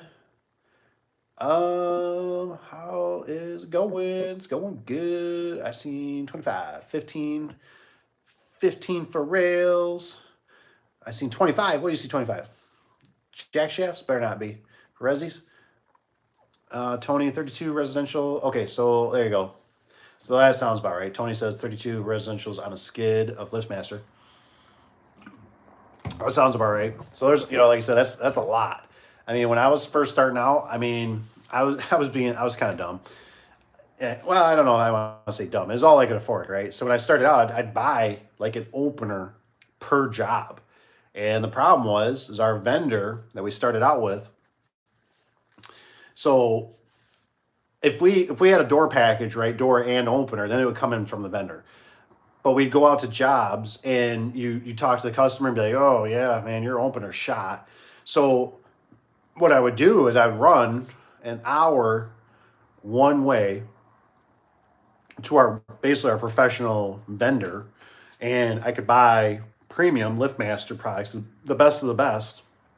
The problem is I was running an hour one way. Well, by the time you stop there, you talk, you see how everybody's doing, this stuff starts adding up extremely, you know, I mean, because you're there for, you know, 10, 15, 20, 30 minutes shooting the crap, eating a couple Tootsie Bars, you know, got to get loaded up. Somebody else is maybe in the way. You see another garage door person, whatever, you're talking, you know, and then you drive back, you know. So like I said, you know, there's, you know, 2.5, basically 3 hours, you know, wrapped up if gone. That's unproductive. So that's why I'm always kind of like for Mr. M, you know, like if it was me and I was kind of doing it over again, and if I was a small fish, I would just go into the box stores and yeah, are you getting as good a product? No, you know what I mean? But will it work? Absolutely. You can buy washers and dryers too at the box stores. And do they work? Yeah. You might only get 5 years out of them, but do they work and get the job done? Yep. And does it save you a ton of time and probably make you a little bit more profit? Probably, because you're not the liability of going and getting professional, you know. And the thing is what's really weird now I think about it, I don't remember too many people calling me out. Like I was the one that would encourage it. You know what I mean? I'd be like, we're going to put it in a really nice LiftMaster. And they just go, okay. They go, does it have two remotes and an outside key pin? Sure does. And they always forgot to ask about the light bulbs. But, you know, that's when you're supposed to install the light bulbs, right? But it was like, they were just like, well, how much? And you tell them, you know, 250, 275, 300, 400 back in the day, you know, and they're like, okay. And they only knew like 2 brands. A lot of them only knew Genie and Chamberlain. So it still seems like it's to this day, it's somewhat. So you could tell them, say, well, I'm going to install a Chamberlain. Or if they had a LiftMaster, they'd kind of go, oh, okay. And you say, well, Chamberlain's the same. You could kind of walk them into it, is what I'm trying to say. And yes, does it suck putting the rails and stuff? I think so. I don't like snapping them. They're really not that bad, though. And does it do the job? Does the job. You know what I mean? So I just, to go for how much time where I thought in my head at the time that I'm installing this premium product when these customers probably really didn't care. They just wanted their door to go up and down. And you can get the bells and whistles, just like, the Chamberlain has them just in the box stores as they do at the premium vendor or LiftMaster. They got cameras on them. They got Wi-Fi on them. You know what I mean? And it's almost like you're a little bit better off because you can kind of use them as like, if the opener fails, well, either you got the receipt or you gave it to the customer or the customer bought it, whatever too. Let's package this puppy up. Let's take it right around the corner, drop it off, tell them we want a new one today. This thing is junk. And you just get somebody at a register that goes, yeah, and they go, is it out there? Yeah, minus 2 remotes, maybe a keypad too. I don't know, and they're like, yeah, we'll send it back to the manufacturer and you'll never hear about it again. And you just kind of move on your merry way. But with my vendor, right, that's different. We really didn't have too many problems. But you got to travel out there. You got to deal with it. They're going to know you, right? They're going to, hey, we send this out with 1 remote. You bring it back with 1 remote. We cut you off. Says Tanner, will I haul my own scissor lift to any and might need it on unless they specify they have one I can use, but yes, we work on some big egg doors here in Iowa, so yes, I bring 2 3219 lifts. Yeah, and the thing is, what I've learned too, Tanner brings up a good point. What I've it's tough. It's one of those questions you got to refine down, right? So either you can have the wife do it, you do a secretary, or yourself, right? You got to ask about those scissor lifts. Those scissor lifts are very expensive. The tires, the bearings on the trailers all add up. And so we always make sure, the secretaries are really programmed now, really good at it, that they ask, hey, is there a scissor lift on site? Are they able to use it? Are you, they'll ask typically the height of the door. They ask for pictures. Whoops. I have to plug in. Phone's getting a little low on juice. But I'm always a big advocate for if we don't have to take the scissor lift. If it's kind of an unknown, probably should just bring it. You know what I mean? But if you don't have to, hey man, because the way I kind of look at it, right, is like if that scissor lift comes out there and they don't specify or whatever, you're going to see a bill for it too. Because man, I tell you what, those things are not cheap. Mario says, I would only do it for the solid rails, though I got used to them while working for a franchise. And now I'm starting my own building. The big box one kind of sucks. They do. They don't seem reliable. Yeah, I don't know. They always did the same thing, lifetime warranty on the motors. The motors hardly ever died on those AC, there is some parts, when they do the half chain to the cables, kind of, it's not as nice. Don't get me wrong. But, I think this is just something you're going to have to try out. You know what I mean? And the reason I say that is because I want you to make money. And I lost a lot of money by doing a lot of stupid things. And there's a lot of times I think what we can do as garage door installers, including myself, you can get so focused on thinking that if I sell them a good product, they're going to use me. They're going to use me for the next one. They're going to, in residential, it's a totally different animal. Commercial, yeah, I don't think I would, buy something from a box store, which they're going to typically jump up to the LiftMaster anyways, if you're trying to buy something commercial. But what I'm getting at is that residential is such a, I don't know how to say it. They typically don't care. They don't know. And I've never had I've never had the problem with people coming back and saying, you know, it's like, gee golly, you installed this, right? Well, they understand that they kind of got a discount. And depending on how you set it up, like if you say, hey, if you want to buy it, and tell them, say, I can tell it's a 7-foot door, you already measured it, and you want to purchase it, right? People like that kind of, there's certain people out there like that kind of stuff. I got some people in my family that they like that, right? They like taking their SUV or their sedan, and they like driving to the store and feeling like they picked it out and they paid for it. And now they know exactly, I'm only paying you $120 or $150, right? And for you, what you have to think about is that it's not your product. So when you go to install it and you know what you're doing, right? Let's say you know what you're doing, you know, you install it and you go, hey, it's not working. You know, and like I said, it's a whole caveat of things that go into it. But what you don't realize is behind the scenes that if that doesn't work and it is your product, yikes. Well, do you have another one? You know, then who's going to call back on this thing? Do you have a secretary? Do you have all this time to do it? Maybe you do. So it's just, I look at it like you kind of got to use your resources. In the box stores, you got a lot of resources there, right? You come in there kind of like a dum-dum and you're like, hey, we bought this thing and this thing's not working. We got the receipt. And they're like, oh, just go grab another one off the shelf. Okay. And you're only, 10, 15 minutes away from the store. I've had it too, like with Lowe's. When I did a lot of Lowe's installs, I've had customers that we were there and something wasn't right, or they forgot something, right? They're like, hey, you need back hangs. You know what I mean? Like they send these little sketchy, look at how tall your ceiling. They're like, oh, and now I get another resource, right? Because they'll go, well, do you want me to run to the store? Yeah, I want you to run to the store because I don't want to call my wife and I don't want to call my secretary. I don't want to call another worker and I don't want to stop what I'm doing because I only got 2 hours allotted for your job. And so, yeah, go ahead. And, it was just something that got overlooked, but I think this can make your job. And they pay for it. It's their product. It goes to their house. They just kind of, things are good.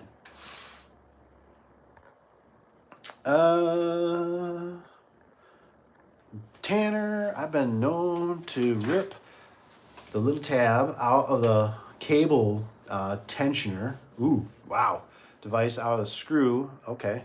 The wall side operator and those situations like rib steel or built out jams. Wow. Don't love to do it, but have never bite me yet. I would say it worked good in a pinch.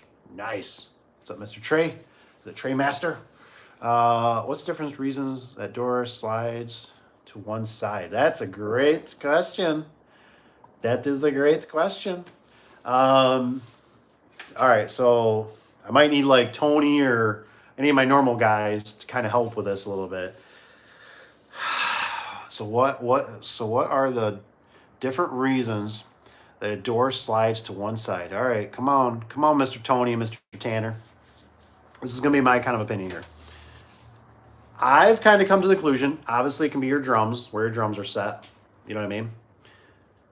I also think it has something to do with if your track isn't level. I've done this a lot. I hate to admit it, but I've done a lot over the years. I've used the floor, and I've also had, so this is why I'm kind of like, I like having a laser, because then I got something to shoot for. Like I can see a joint on the track. I can do that. Sometimes you can use the header, as a reference. If the header, you can put a level up by the header and kind of go, okay, the header's level. I don't know for sure, but that's just my opinion. I'm sure maybe the drums being the door, it could. What I do know is that if you have a commercial one with those big drums, I won't go on. But those can really throw you off. But that's commercial. That's a totally different. That's full vertical. Oh my gosh, Tony says over 8,000 worth of operators on a skid. Sounds about right. That's what I mean. That's a big. If you're just starting out, man, that's a huge number to sit on. I mean, that's a lot. It's a lot. And so that's why eventually, if you get a vendor, it's nice, to. I might switch over to another chair so I can get a power source here. Plus, that chair might be a little more cushier. This chair stinks. So that's why, like I said, it's not that I'm like, hey, let's do, hey, let's do the whole. let's do the whole residential off the box stores. But it's just that when you're starting out, you know, I want you guys to make money, and it's really tough. Like I said, I know I screwed up a lot when I didn't pay attention to my time, and you just it's you know, lessons repeated until lesson is learned, and you can keep doing it and doing it until you just get pummeled and you realize, you go, holy crap. When you start adding up the time and the minutes, when you start running out of it, especially when you start getting gray hairs and you get older, right? And your time is the most precious thing that you have, right? I mean, you can't make any more time. You can make more money, you could charge more money on a job or whatever, but you can't make more time. So if you want to be more productive, you need your days to be more efficient. And so that's why, you know, like I said, if I was a small fish, hey man, I'd be hitting up the box stores until I get, you know, I finally get my LLC, or hey, until I get, you know, I get my EIN number, or hey, until I get my insurance figured out, you know. And you got to just kind of look back and look at these numbers too. I got a video I'm going to come out with. It's going to talk about a lot of these numbers, man. And you got to make, I mean, your overhead starts growing like mad. I mean, it's just, it's unbelievable. Unlevel cable unlevel the cable length is not the same on both cables. Yep. Wind, it says wind, many things, acts of God. Sometimes they just favor one side. I agree with that. You can take washers and the hinges, rollers, add washers to the rollers. I've done that. It's weird. They always send you, what's always that little one, right? They got that little weird washer in the package, like Wayne Dalton does it. It's gray. That's what I'm always thinking it's for. But you also have to remember, sometimes they can put extra strain on those rollers, and they will prematurely probably wear out, especially their nylons, and metal ones do too. And it starts scratching. A little coat of oil, it'll get you by for a year or so. You know what I mean? So it's just, if you're in a pinch, I can do it. Stem and put it back on, keep it more centered up. I feel like I've done it on the lower. I've done it like lower, and I do upper. I've done that, you know. It just all depends. I've had it before where, like, I found these little springs. I was putting springs on them and I forget reason why I was putting springs. I think it was just so the roller won't ever pop out. Because sometimes you get track that widens out and stuff, does goofy things. Especially when it gets old. I've sit there and recrimp it. Let's see here. It says, no, I'm not very tech or video savvy, Tony, but I do install my big doors kind of in that fashion. But one lift on each side. Hardware panels, lifts go up and side. Piece of cake. Oh, that's nice. Nice and quick that way. I like it. Heck yeah, man. That's all about it. Track's not level. Yeah, that was one that I struggled with for a long time. It seems like it can be, the tracks aren't level, and if you ever have a cable on a residential, I used to fight this a lot. I don't know why. I guess it's just because I guess you just get better with time.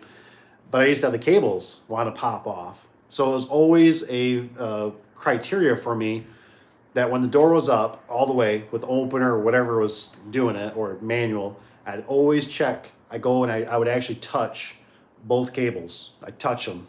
And sometimes you might have a slack, right? And you have to feel it, right? You can touch it and kind of feel it and go, is that going to pop off? If it seems like it's really easy, like you can almost do it, or you do it, you got to fix it. You know what I mean? Don't even leave that. Don't leave that like that. And then the worst thing is obviously don't do what I used to do, and that's try to tighten up the drum, thinking, oh, that'll fix it. And then the door comes down, and now it's like, oh, the door's not sitting level. You'll fight yourself. So it's probably something to do with that track. That's why, like, it's really important with garage doors for you to bring it down a little bit here. It's really important for you with garage doors to, when you're doing everything in sequence, it's really important to make sure you get everything done right? Like you put your first panel down, whatever, you want to level it off that. You get your track set up, you know, the spacing's correct. Those things are just so important because garage doors, unfortunately, they're I don't want to say they're horrible because it's not like you're doing drywall and mud and then you realize like, oh, like we got to take this down and put electrical up. And now we got to tear everything down. There is screws, nuts, and bolts, and you can adjust things. So it is nice. But what I'm getting at is that once the track's kind of set in stone, it's hard to readjust and you got to dump the spring. It just, been there. Been there, done that. Cable length. So where are 2 ways to get the Pro Series rails in? From LiftMaster himself and from LiftMaster dealers, correct.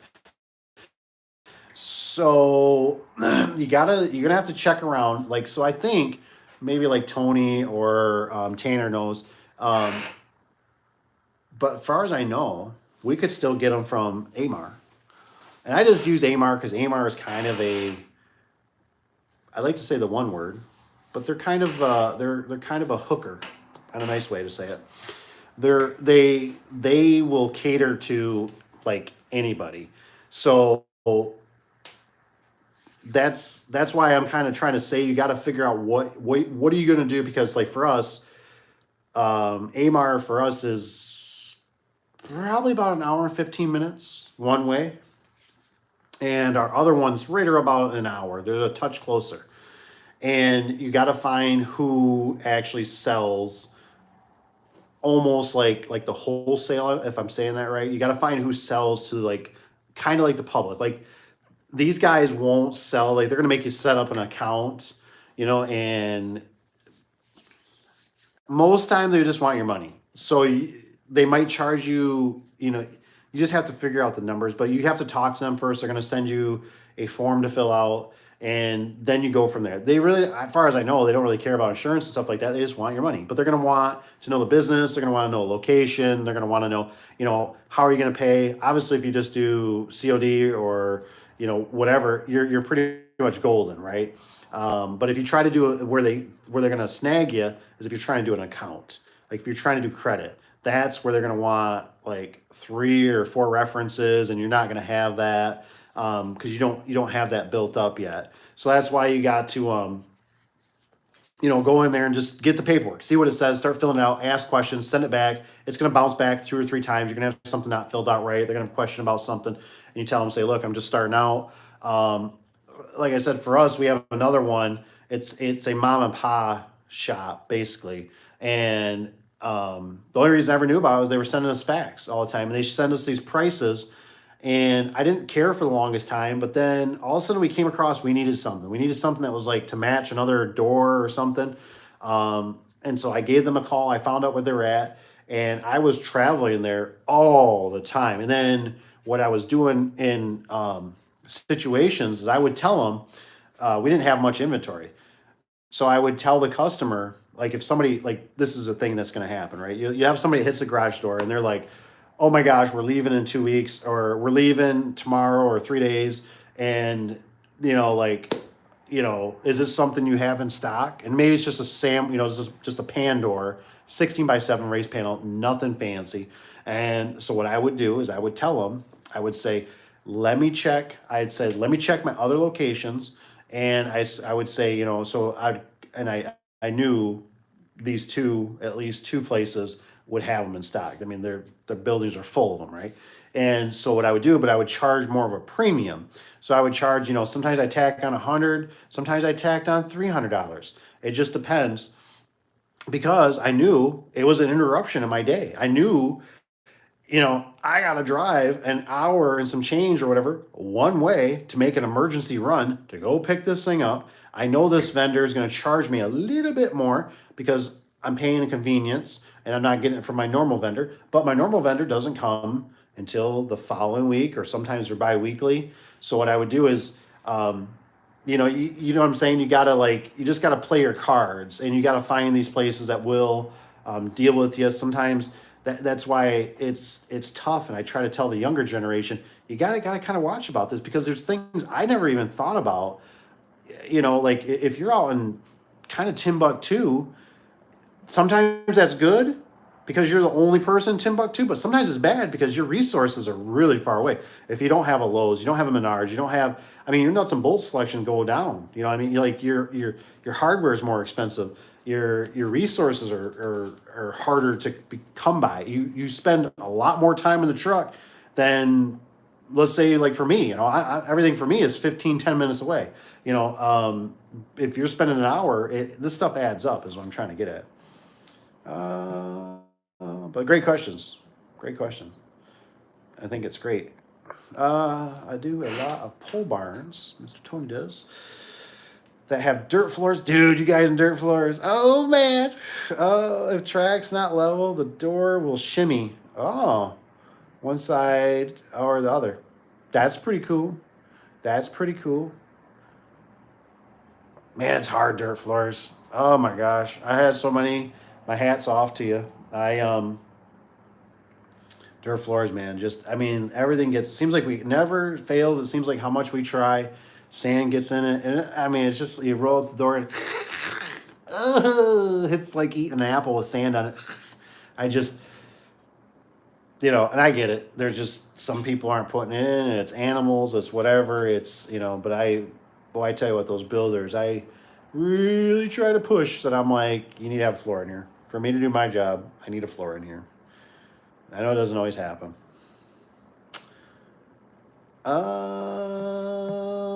Mr. M say, if not, might as well go to big box store jack shaft, right? What jack shafts, difference between the Pro Series and regular ones? Shouldn't be too big, I wouldn't think. Nah, not with the jack shafts. But like I said, I don't do jack shafts when it comes to residential. I do jack shaft. I'm very big on jack shafts just for commercial. I know like Tanner does and stuff like that, and there's nothing wrong with it if it works for you. I'm a big believer you push the door. You don't dump the springs to move a door unless it's got high lift in it or it's full vertical like a dock, because that's just what I grew up with, right? When I was back in the 06, 07, 08, 2010, the jack shafts were just like, when they came out, it's like trying to get you to buy a new phone, but your old phone works just fine, right? Or it's like trying to, it's probably a bad description, but it's just, I had so many people that were like, oh, it looks better, blah, blah. I don't care what it looks like. You know what I mean? My problem is I was getting callbacks. Could have been how we're installing it. Could have been my employees. Could have been the product. I know I struggled with it out in the field too. And I was getting phone calls like, how do you disconnect this thing? It's not working right. The pull cords were clicky click. Where's the light? The lights doesn't, we don't have an outlet right there, so we have to run an extension cord. So it's like, okay, well, you got this nice looking, now how are they going to put it power in here when it's all drywalled? The studs aren't right. There's nothing there in the back to mount to. It just took too much time for us. Maybe, you mount it to the side. It just didn't seem right to me. So I'm a very trolley opener type guy. It's just been, they didn't start out with jack shafts. That's how I look at it. Now, they started out with trolleys, and everybody built off trolleys back in the day. Everything was trolley. Nobody was trying to reinvent. And then it's like LiftMaster came out with it, and then it was, like I said, certain circumstances, absolutely, I think they work great. If you got a little high lift, you got a car lift in there. But I don't push them because the customer has problems with them sometimes. And my biggest enemy in the garage door business is callbacks. I don't make extra money on callbacks. It costs me money. I lose time. I lose productivity. The customer's upset, whatever the case may be. And I cannot see enough reward for that install. I just don't see it. Like, I don't see where I go, oh, these last longer, or these are more simple, or, the only thing I've ever had problems with is somebody hit a pull cord, the emergency release. So what you do is you make sure that's above the header. Yes, it stinks. I used to put them down, long ways for grandma or some, old lady in that. Because they pull an SUV in there, it catches that thing, it can do damage. So, but yeah, you can do that. Like I said, it's just once you get into it, like I said, it's like, you just realize like, oh my gosh. Like I said, if anything's giving you a call back, it's like with openers. I'm always trying to find I think they all stink. It's just which one stinks less to wear that today, that t-shirt. It's every t-shirt's dirty, but I'm trying to find the cleanest one in the laundry basket.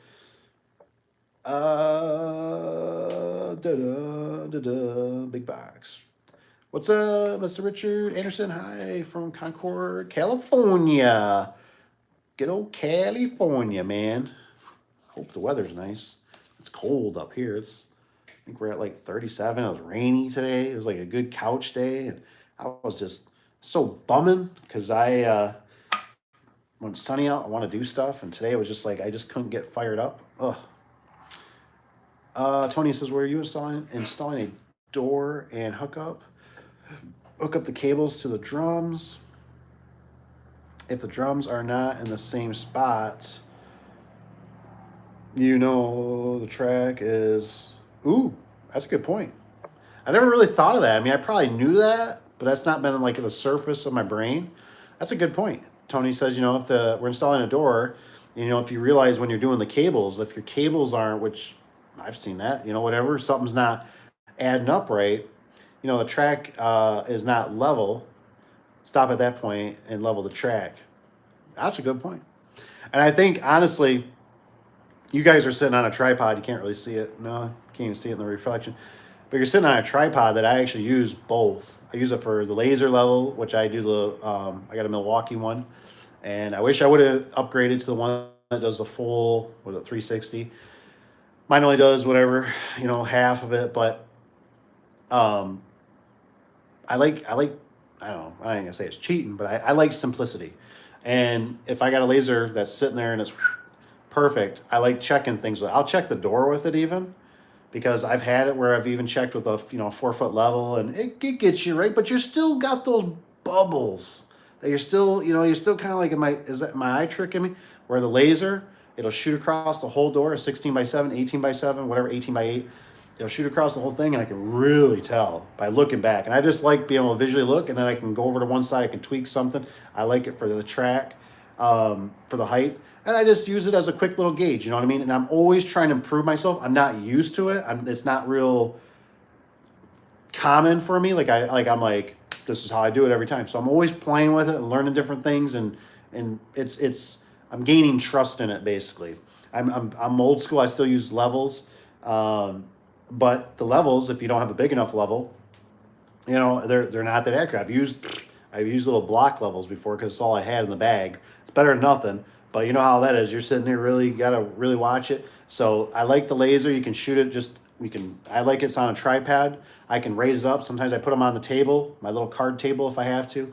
I've done all kinds of different things. So you might want to invest into a laser. It's not a must. You can definitely get around it. But I just like it. It just takes, if you got to run it vertically on a track, you're going, what is, am I seeing this? Because I've had it before where jams, certain things in the garage are off, and it's throwing me where I'm like, why does that look off? You know what I mean? And if you throw a laser on it, you get it to shoot vertically, you're like, it ain't mine. See, I'm always looking for ways I'm always waiting for the attack, right? I'm always looking for the customer to come up with something, go, hey, I'm looking at that looks off. And you go, it's not, it's your eyes. No, and you go, all right, let me pull out my laser, or let me pull out a level, or see? I don't know what to tell you. That's what I thought too. But I always look for, if something looks funny to me, it's going to probably look funny to the customer. And I'm always looking for a way to back it up where I can go, well, this is what's going on. This is why. So that's a good point. I'm glad Tony brought that up. That's something I'll even keep in my mind. That's just like when you're doing that rap, you tighten your drum up and you're like, why is this one pointing down? Another one's pointing to jump me right here. I see.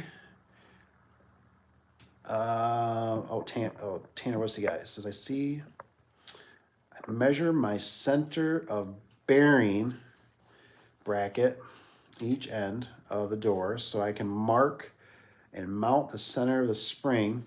Yeah, I think you showed me this, Tanner. That's pretty bracket. So I measure them. The 1 inch is higher than other. Okay, eighth. That's good. it's weird because I could be wrong on this, but if you deal with different manufacturers like I normally do, stuff is always a little more like kitty wampus. So, um, but normally if we're working with two guys, I'm kind of a visual. We just lift it. And it's like, what does it look like? Look good? A little higher. And as long as you look back, but it's a good way, especially commercial. Commercial's a real bear. That's the way to do it. Tanner says something is off. Oh, okay, okay. Amar, something is off. Amar is too expensive. I use inexpensive doors and parts at Clopay and CHI for better quality doors. Yeah, and see, Richard might be. You just every market is so different. It really is. California, I guarantee, is a lot different than Michigan. And like for us, like Amar's kind of like I said, the nice way, the hooker. They're kind of the hooker of the area to some degree. So, but you also get scratch doors, you get damaged doors, and I hear other guys across the country, they'll tell me certain things. They go, man, they're great, that's great. You know what I mean? If that's what works for you, I'm not here to try to tell you to be a Chevy guy or a Ford guy. It's just whatever works for you, whatever's not in the shop, whatever's making you money, whatever's, keeping, the wolves at bay. So that's why everything is like a test, right? You got to start messing with them. I just wish somebody like myself would have been able to tell me, or I could have went to and emailed or commented or whatever and just said, man, like, am I going silly with this? Because I would sit there and I'd just be like, this has got to be my fault. I got to fix this. And I get so beat up on the stuff, and I finally go, this ain't my problem, man. Like, the vendor sucks. Like, their product is just, I can't keep fixing this stuff. I gotta move on. I gotta find somebody else.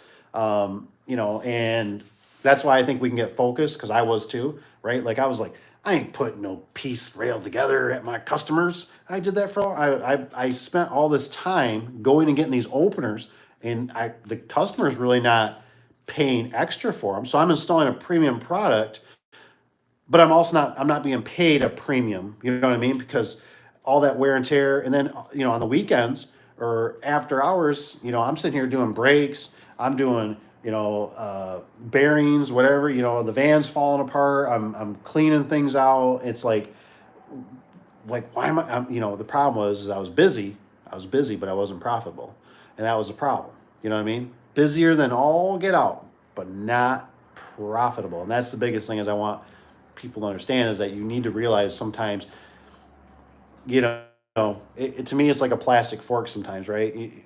Plastic fork to a metal fork, right? You're somewhere, you're going to throw it in the fire, whatever. Plastic fork works fine. There's another one right here. Or you're going to go to the metal fork. Well, the metal fork, you got to wash it, you got to maintain, you got to store it. There's just different things. I heard Surf Spring coming out with, wow, that'd be cool, Tony. Silver Spring coming out with a door, I'm assuming.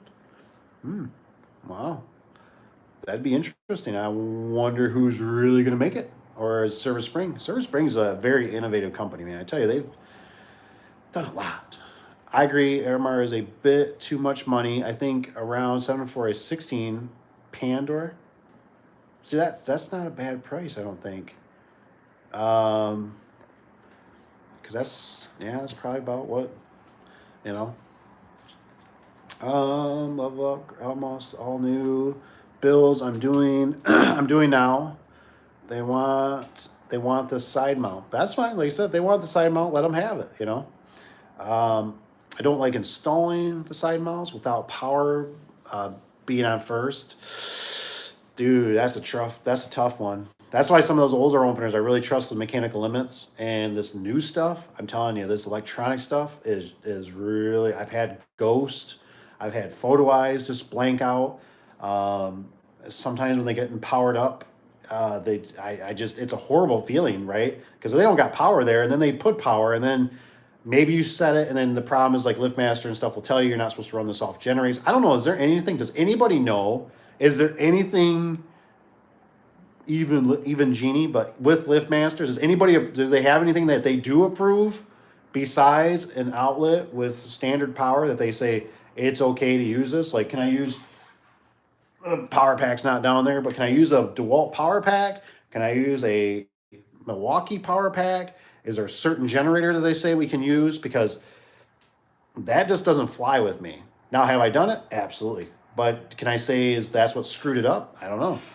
But I've had plenty of them that I've installed with generators or even with power packs, and you go back and it's like 1 out of 10 that'll have some weird ghost to it, and it's like, and you never come to the root of why it did that, because you're just like, I don't know, and it's not a big enough deal to really fight it, so you're just like, whatever, carry on. What's up? Because there is a lot of issues with operating it in on manual. Yeah, that's yeah. It's funny to become AMAR. It's funny too because AMAR is garbage door. Clopay is okay. Lots of missing parts. Tracked usually in my case, and put CHI in for years, and it's okay door, but run like hell sometimes. And again, miss. Yeah, it's. I don't think we have two. Well, I can't say I got that one video, the bottom brackets. They really screwed me on that for Clopay. I never really dealt with CHI. We've gotten sections from them and that. I've always kind of wanted to try them. But I think they're a little more sensitive on locations. Like you got to be in so many mile radius. This is a parts and scratched sections. I try only to stick with, yeah, I know Tanner. Tanner, you should ask them sometime. I don't know if I ever asked this or not. You should see just ask the driver something to North Central. Do they come up to Michigan, or is it real common, or is it just pretty much your area? Midland was always, I like Midland. I know it's right. And Quality Door. Yeah, I like Midland, man. I think Midland, we have another problem. It's kind of, we're too close. So I don't know if we could get, I'm sure there's, trust me, I know some ways. But I don't know. I don't know what their prices are. So if we got a Midland or a, was it the North Central? You hit me up. Like I said, we'll see if we can do something. Because if Tanner believes in you, I believe in you. And I know Midland's good. I do like Midland. I love their boxes. I still love the boxes, right? They're hardware boxes. You open up the hardware box and it's got a list. It's got like an initial, right? It's like a little lunch bag that you got from your mom, and you just know she packed everything with love and care, and everything's gonna be there. The juice box, the apple, the sandwich, and it's just all gonna be there, right? You open it up, but it's got that little note. I love it. I don't know why. I'm just weird like that, but I think it's because I've been just a lot of these companies just go off weight, and I feel like it's just some person on a line that's like, hey, this one's off by like 0.5 pounds. Here, let's just grab I don't know why, but here, let's just grab some of these nuts and bolts and sprinkle it until it. Okay, now it's good. Here, and when that thing comes down the line and comes to me or you, and we go and install it, and it's missing a flag bracket, and we're like, what do we, son of a biscuit? Does these people not understand? I'm 2 hours away from the shop, and I'm out in Timbuktu. I don't even have cell phone service to call and complain to somebody. What am I gonna do? There's not even Ace Hardware around here. So I've heard of North Central, Midland Doors. They are more likely not in my area. Yeah, you have to check around, Mr. M. Like I said, and it just depends on who. I do it with these precision eyes. Level all the time. Hey man, Tony, I got a builder guy that's like that, dude. I mean, he called me out on so many things over the years, and he does, man. And of course, a lot of times, guys, everybody, you got to stand back when you're doing stuff. I had this problem too, right? You're just so focused on putting door sections in, getting it all slobbered up with your fingerprints and everything. Sometimes you just got to take a break for 5-10 minutes, walk back, pretend you're smoking a cigarette. Don't smoke.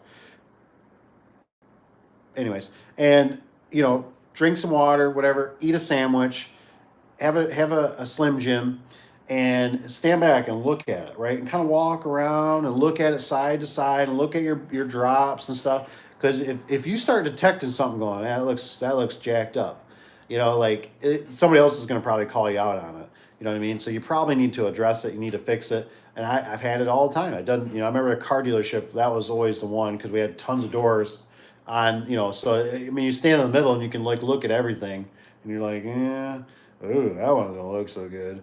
You know, like, we need to fix that one. And of course, my builder guy come in, he go, that door's not level. I'd be like, bull crap, dude. I'd be like, the roof's on an angle. He'd be like, that door's not level. And I'd be like, whatever. I take a 4 foot level and go up there. Sure enough, it's not level. I'm like, dang. I'm like, how do you see that? Like, you know, I got a pretty good eye for it now. And I know how to check myself. But when you got a roof pitch, it's kind of difficult, right? But he'd sit there and he'd be like, that's not level.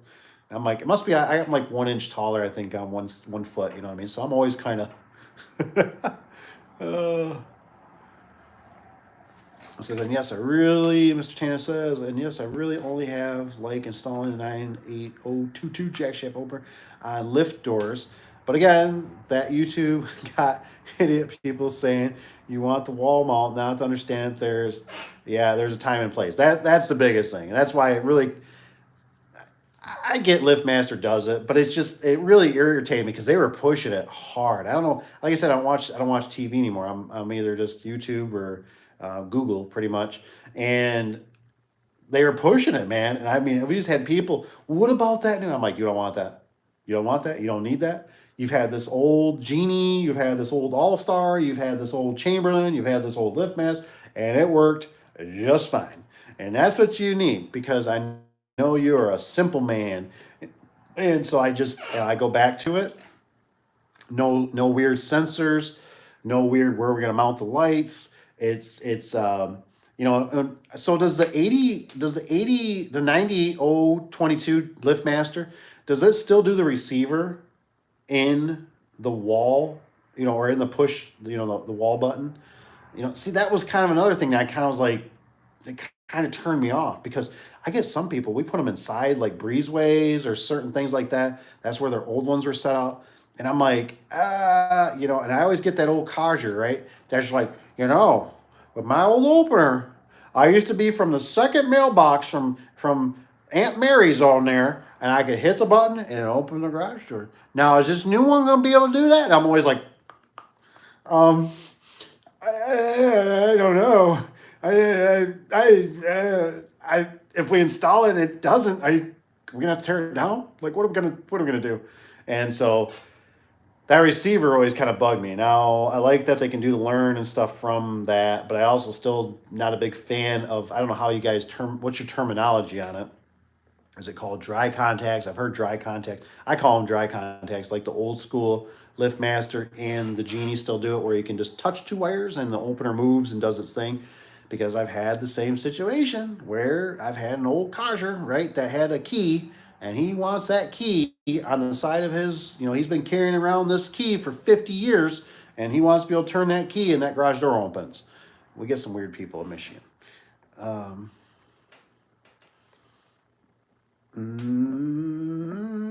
Level up. This is 98022 has been reliable for me for the most part.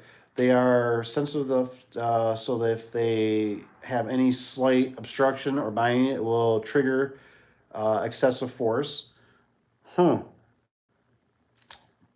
bad, not bad. Like I said, I get it, but I also just wonder if, like, you know, like, sometimes you know how you got to have something power through something. They're like, look, this is just the way this is going to be. You know, door's got 45s or something on it, and it's rubbing a little bit. I have seen way too many homes where the center bearing plate is too high or too low. Yeah. Torsion string are jumping, so causing laser makes the tube level. Yeah, I've used it for cheating on that a little bit. It also, you know, you got to imagine too, it does put premature wear on the bearings. You know, if you got a spring, you know, with that bearing in there, it's harder on them, you know, that center bearing. So, you know, it is something that you got to try to, you know, make as true as you can, you know. For that style opener, their only reason it's cleaner, sealing, and quote unquote new, even though they are 15 plus years old. Yeah. Uh, yeah, I think, the jack shafts, like I said, I get the concept. But I'm also, it's kind of like when you get the people that live with like remotes in their on their visors. And then when you try to go to like home link and they're sitting there and they're like, it doesn't work. And I'm like, you gotta like hold it. It's like count, like it's click, click, click, click, count to 3 or something or whatever I tell them, because they expect to click it, right? And I'm like, yeah, I'm like, you're probably better off using a remote, like just use the remote. You know what I mean? Well, it looks ugly. Yeah, well, so does your sunglasses hanging from the mirror. You know what I mean? But I'm just telling you, the signal's better, it works better. But it's built in. It doesn't. All right. It's kind of like remember when you ever buy like the universal remotes? They always seem like they didn't work as good back in the day, anyways. As an actual garage door or TV remote, it just seemed more glitchy or slower, or. So I'm just like I said, I don't know. I don't know. What neck of woods are you in? That's a good question. I'm wondering that too, Mr. M. Tony, level garage door. What price do you pay for a 16 Ponderosa? And how much do you get from customers installed? Ooh, we're getting some specifics here. That's pretty cool. What is this? Is this the Bathman? Bathman? I don't know if the prison garage door are a good company. Are they scammers? Ooh, that's a good question for the guys.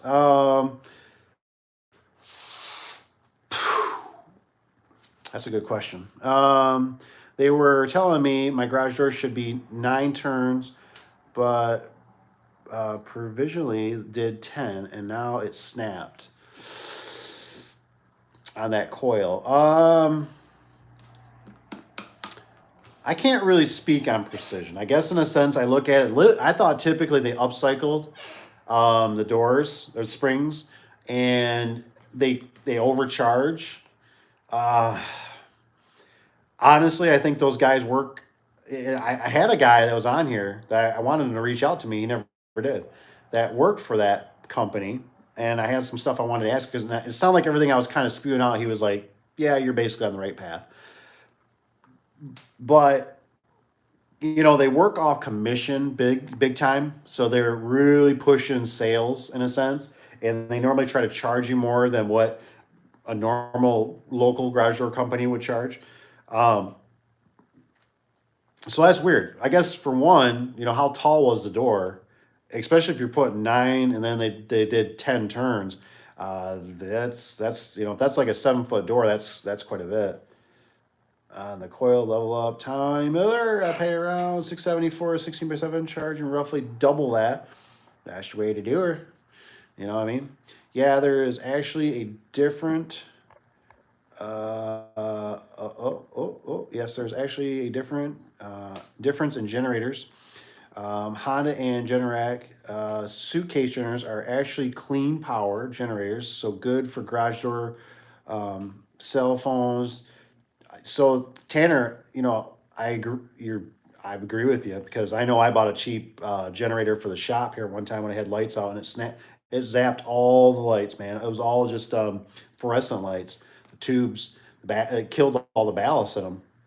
So that was when I learned that there is a difference between, a good, like an inverter, you know, an inverter to a generator. And I know Honda makes good stuff. I'm not so much on the Generac. I don't know too much about them, but I guess what I'm trying to ask is, is there any one particular, like a model at least, that LiftMaster will say that has anybody said, kind of confronted them? Because when I called them, this was quite a while back, and they said, the guy just basically said, well, you can't run it off a generator. And I'm like, oops, well, I'm kind of here doing it right now.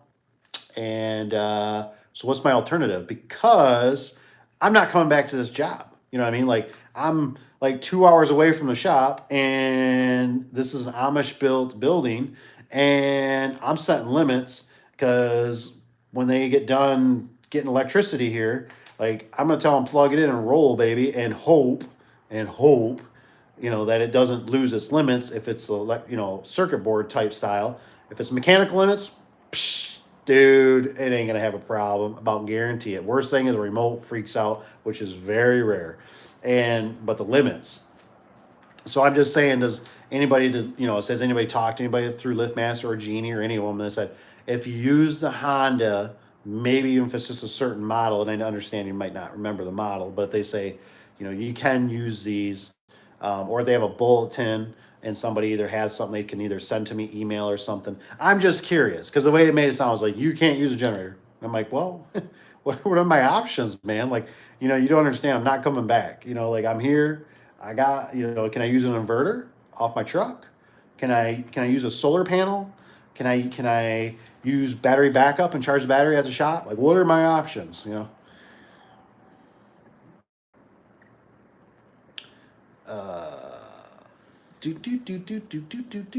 I put up CHI not too long ago. Only one. Oh, is this? I can't say this. Miski. I'm sorry if I pronounced it wrong. CH only done one. I've done. There was nothing particularly wrong about it. Cool. But the price I was paying, it did not seem like the quality was there. Yeah, you gotta shop around. You'll figure it out over time when you're kind of a seasoned. You almost start learning if you got certain vendors too. You'll start kind of going, yeah, I'm not screwing with this vendor for this, like a roll up door or rolling steel. So you learn things as you go. I'm with Tanner. There's a time and a place for the jack shaft. Yeah, like I said, it's just I get too many people that kind of promote it, and I'm like, look, I'm like the jack shaft was invented for dock doors. Basically, it was a solution for dock doors. And what are dock doors? They're full vertical. And what's it doing? It's got all the door weight right there at a moment's notice that when you dump the spring or you jolt that shaft, the door is going to fall because it's basically like a guillotine.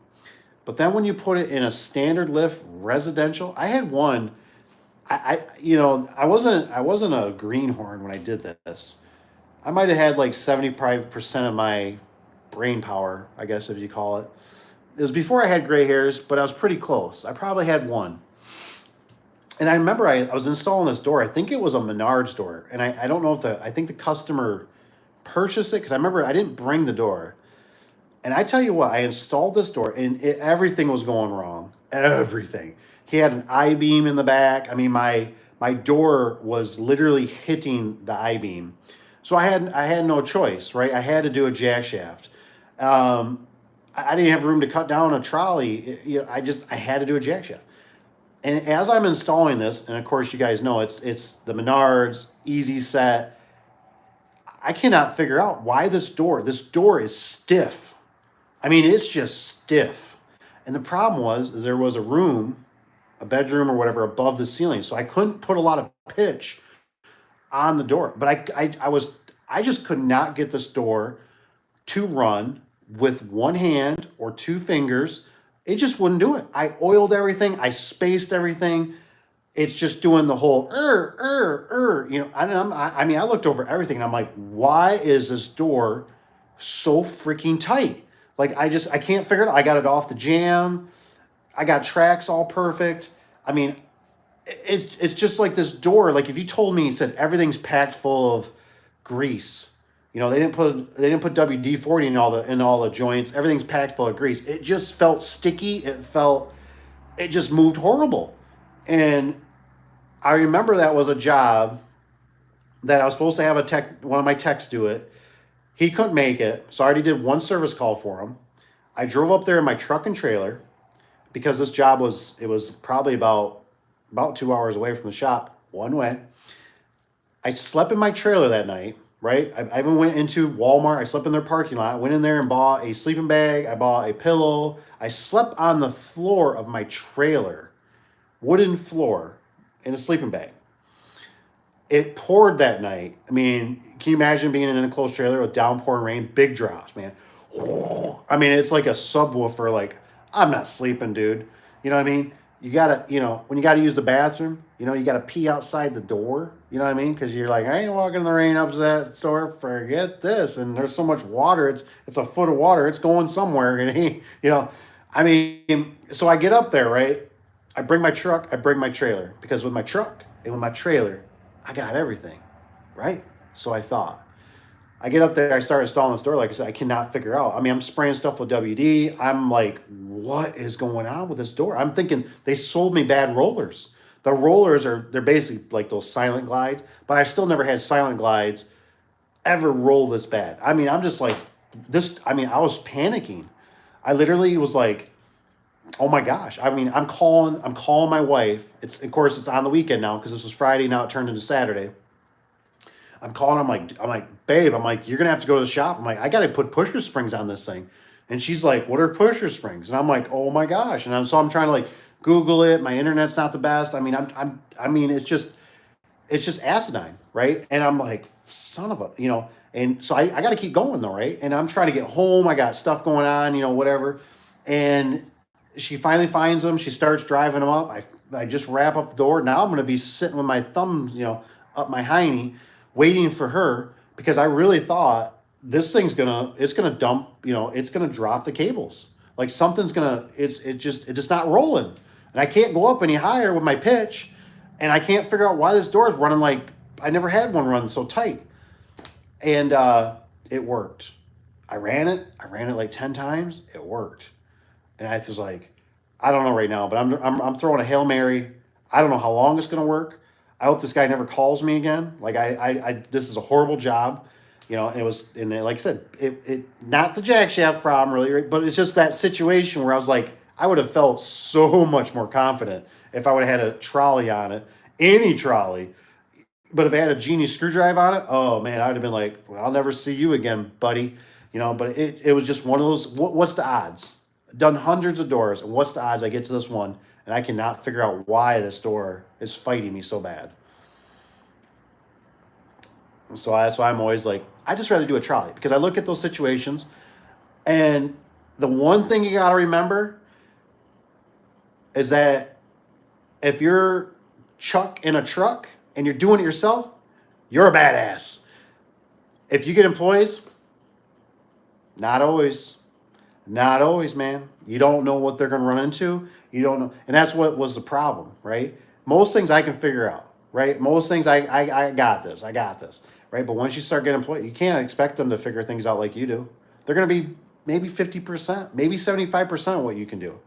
And that's where things come into a problem. And that's the problem I had with the jack shafts is I couldn't guarantee that if I'm struggling, you think somebody else is going to have the wits to call, 30 minutes to an hour in advance, say I'm struggling. I think I had to call in a Mayday. No, they're going to wait till the very end. And when it's throwing cables, they're going to be like, well, I guess I'll call Dave or whoever. And, now it's, I'll just sit here. You want me to sit here? I got to go home. I told you I could only work a half a day on a Saturday. And you're like, and you're like, if they would have just had a standard opener. And I know that situation is probably not the best example, but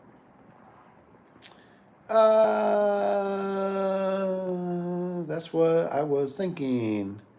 Medico, Mr. Receipts, Michigan. Oh yeah. Masik. Tanner. What's the Tanner say? Did I pass Mr. Precision? They hose you. So Tony says Precision. They hose you and can get it cheaper elsewhere. For sure. I'd agree with that statement. I might go backwards a little bit here. Don't buy the eBay China remotes. Oh, I'm glad, Richard, I'm glad you brought that up. We got some. I ordered them. The wife ordered them. And they were like you said, they're like the Chinese one. I don't know if we still got them. Let me take a look.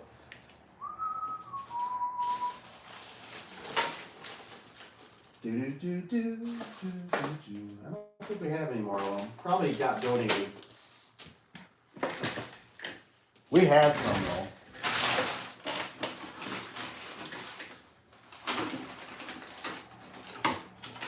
Yeah, I don't see them.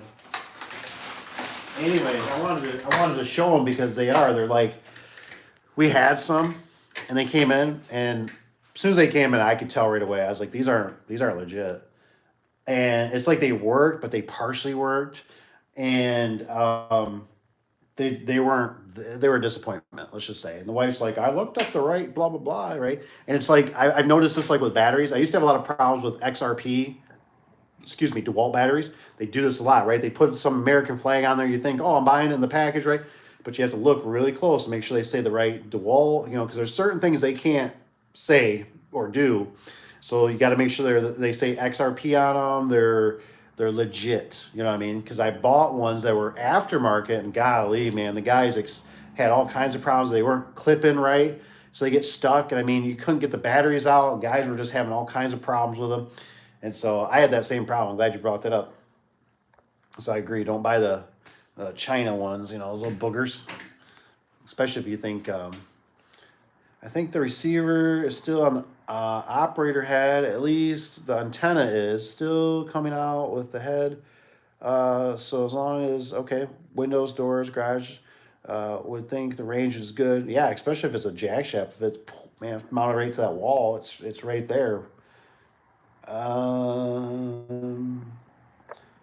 Richard Precision was sold to, who is this? Consolidator? They were prices even more now. I didn't know that. I'm really surprised we still don't have one around here. I think one's a little bit, about an hour or hour and a half away from us. There's one. Possibly. The only time I ever really heard about them was when I was in Chicago. But, so America, he says, I'm in New Jersey. Awesome. The bath, am I saying that right? The bath man? Oh my gosh, yes, they were trying to sell me so many of those things to fix. Do you happen to operate in New York at all, or have any recommendations for the Winchester area of New York? I don't know if that question was for me. Good to know. I got very shady vibes from Precision. The past. Oh, so Bathman. He's asking. Okay, and it was expensive. Unfortunately, yeah, I'm not. I'm in Michigan. We're in Michigan. Michigan. And I always try to explain to these guys. I'm always like trying to put it in California. I'm like, you wouldn't do a service call in California, right, guys? And so I'm always explaining about the time. Like, you got to really watch that, and you got to really try to, be smart. Be smarter than the average bear. You got to use that phone to your advantage. You got to ask the customer for pictures. And you know what? It's going to feel like you might lose a customer or two, too. It's going to happen. You know what I mean? But they're probably not even somebody, if they don't understand those things, they're probably not logical anyways. You know what I mean? They're not that level of person. I had to have something worked on, and I was telling the wife, I was like, tell them we'll take a picture. So when the technician comes out, I said, they know, you know what I mean? Like, that's the kind of people you want. You want people that are going to help you. They should even ask, you know what I mean? I know he was out one time, and he had the part, and he said, I just knew it by what they were describing, and I said, hey, does your field manager, I said, does he accept like text messages? And he's like, yeah. And I said, next time, we'll make sure we send a picture, I mean, hey, I want my stuff fixed, right? I want my stuff serviced. I want it done right. I want the guy to bring the right parts. So, hey, if I can help him with the snap of a phone or a picture on my phone and send it to his field manager or to him or whoever, heck yeah, man. Hey, let's do it. You know what I mean? And that's the thing is most people, it's like I said, when I dealt with the one lady and she was like, I need an estimate. And I'm like, okay. I'm like, well, I could tell. I was just getting a raft of these people with insurance. I already knew she was just going to turn into insurance, get the money. She wasn't going to fix it, or she was going to have her buddy or whoever, a friend or something, fix it. And I was like, okay. I was like, you want us to come out? I was like, it's $30. It's $30. And she says, well, I thought it was free. And I said, well, it is. I said, over the phone. I said, I can tell you a price over the phone. Oh, no. She says, I need something in writing. Yeah, I know why you need something in writing. And if you want something in writing, you want me to spend my time, my gas, my whatever, and my pen and my paper, it's going to be $30. you know. It ain't even a full service call. We charged $65 at the time. I'm charging you $30 just for the piece of paper. Yo, day, yo, good. What's that? That's awesome. What's Tony say? Like I said, I'll probably give it. I know we got Easter coming up, so I'll get it to about 12 o'clock. Like I said, I don't want to keep people too long. I used to use a generator off the truck all the time because we never had power, never had had any problems basically. I used inverters off truck one time. You know, I still think I got one of the inverters. You know, I just want to. I'm like, is like anything like, well, what are my options? You know what I mean? But I've had problems with genies. Just sometimes, commercial jack shafts. I've had one where I did it off their power. I think it was a generator. No, it might have been the power, but it was off a real long extension cord. And I remember the first time it gave me a low voltage. I went to their other power cord, and that one I got it to work. But then, like a day later, the guy that was running, which I know he's a smart cat, he's like, man, he's like, this thing's all wonky. And I'm like, what? He's like, yeah, it's like, get through the cables. And I'm like, what? He's like, yeah. I'm like, oh. Says, yeah, I don't know if they will come out and say certain generator is good. Of course not, right? Why? We don't want to give you legal advice. But there was only 3 for electrical, and they learned to get the Honda generator. And he talked me into it. Honda generators are great. I can't say bad. That's what we got. We got a small Honda generator. I was disappointed though after the second one I bought. They had a recall on it. It kind of bummed me out a little bit. It happens, I guess. But I thought, well, why? The other one never had a recall on it. Generac generators. He was a dealer. Hit me with some info. Loved it. Had it about a year and kept it in the van so I can just set the operator remote and barely have to come back. Heck yeah, man. It's all about that, saving that time. The place in Arizona, they actually had some kind of power system in the back of the truck or behind the seat. I don't remember exactly what it was like, but it was almost like a stored battery powered. And the guy had an extension cord on the side of his truck, and he just unwrapped the extension cord. The truck wasn't running or anything, and it worked really good. I was like, that's pretty slick. I was like, I kind of like that. It was real compact. So,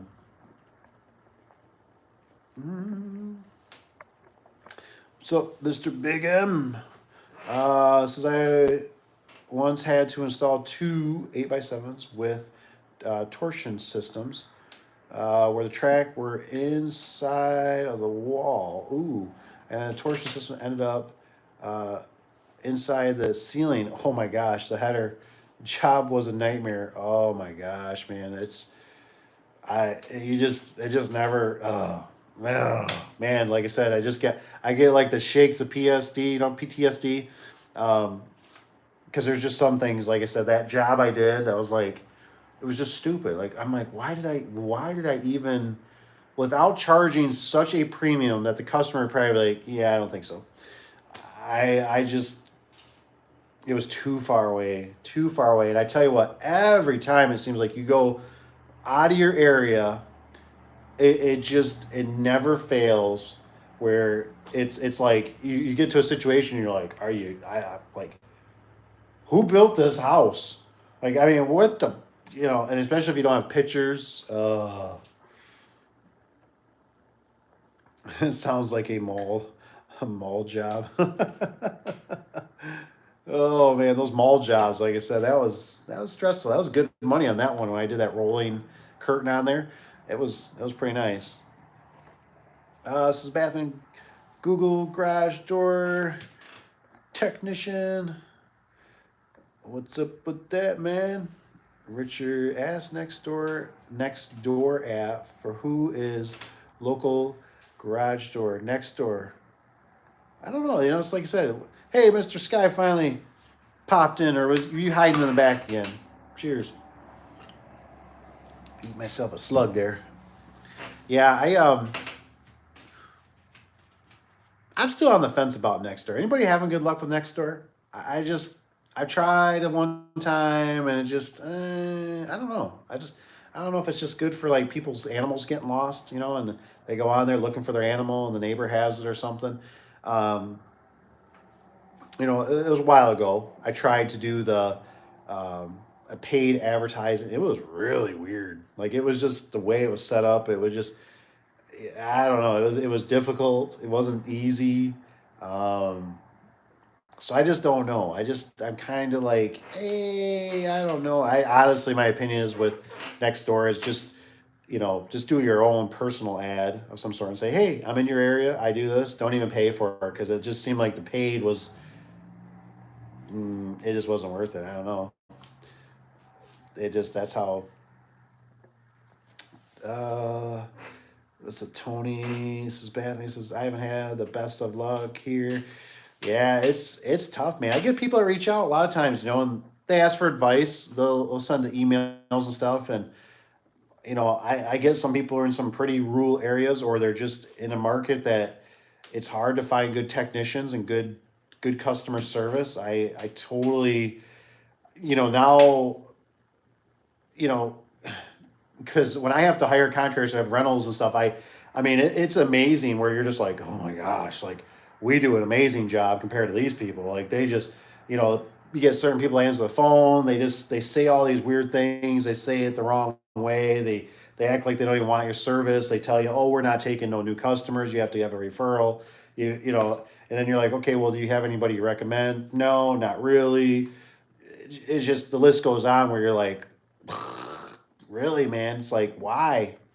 I still think a lot of it comes down to, like, you know the Google and stuff like that. It takes time. I think the biggest thing a lot of people have to understand too is it takes time, a lot of this stuff.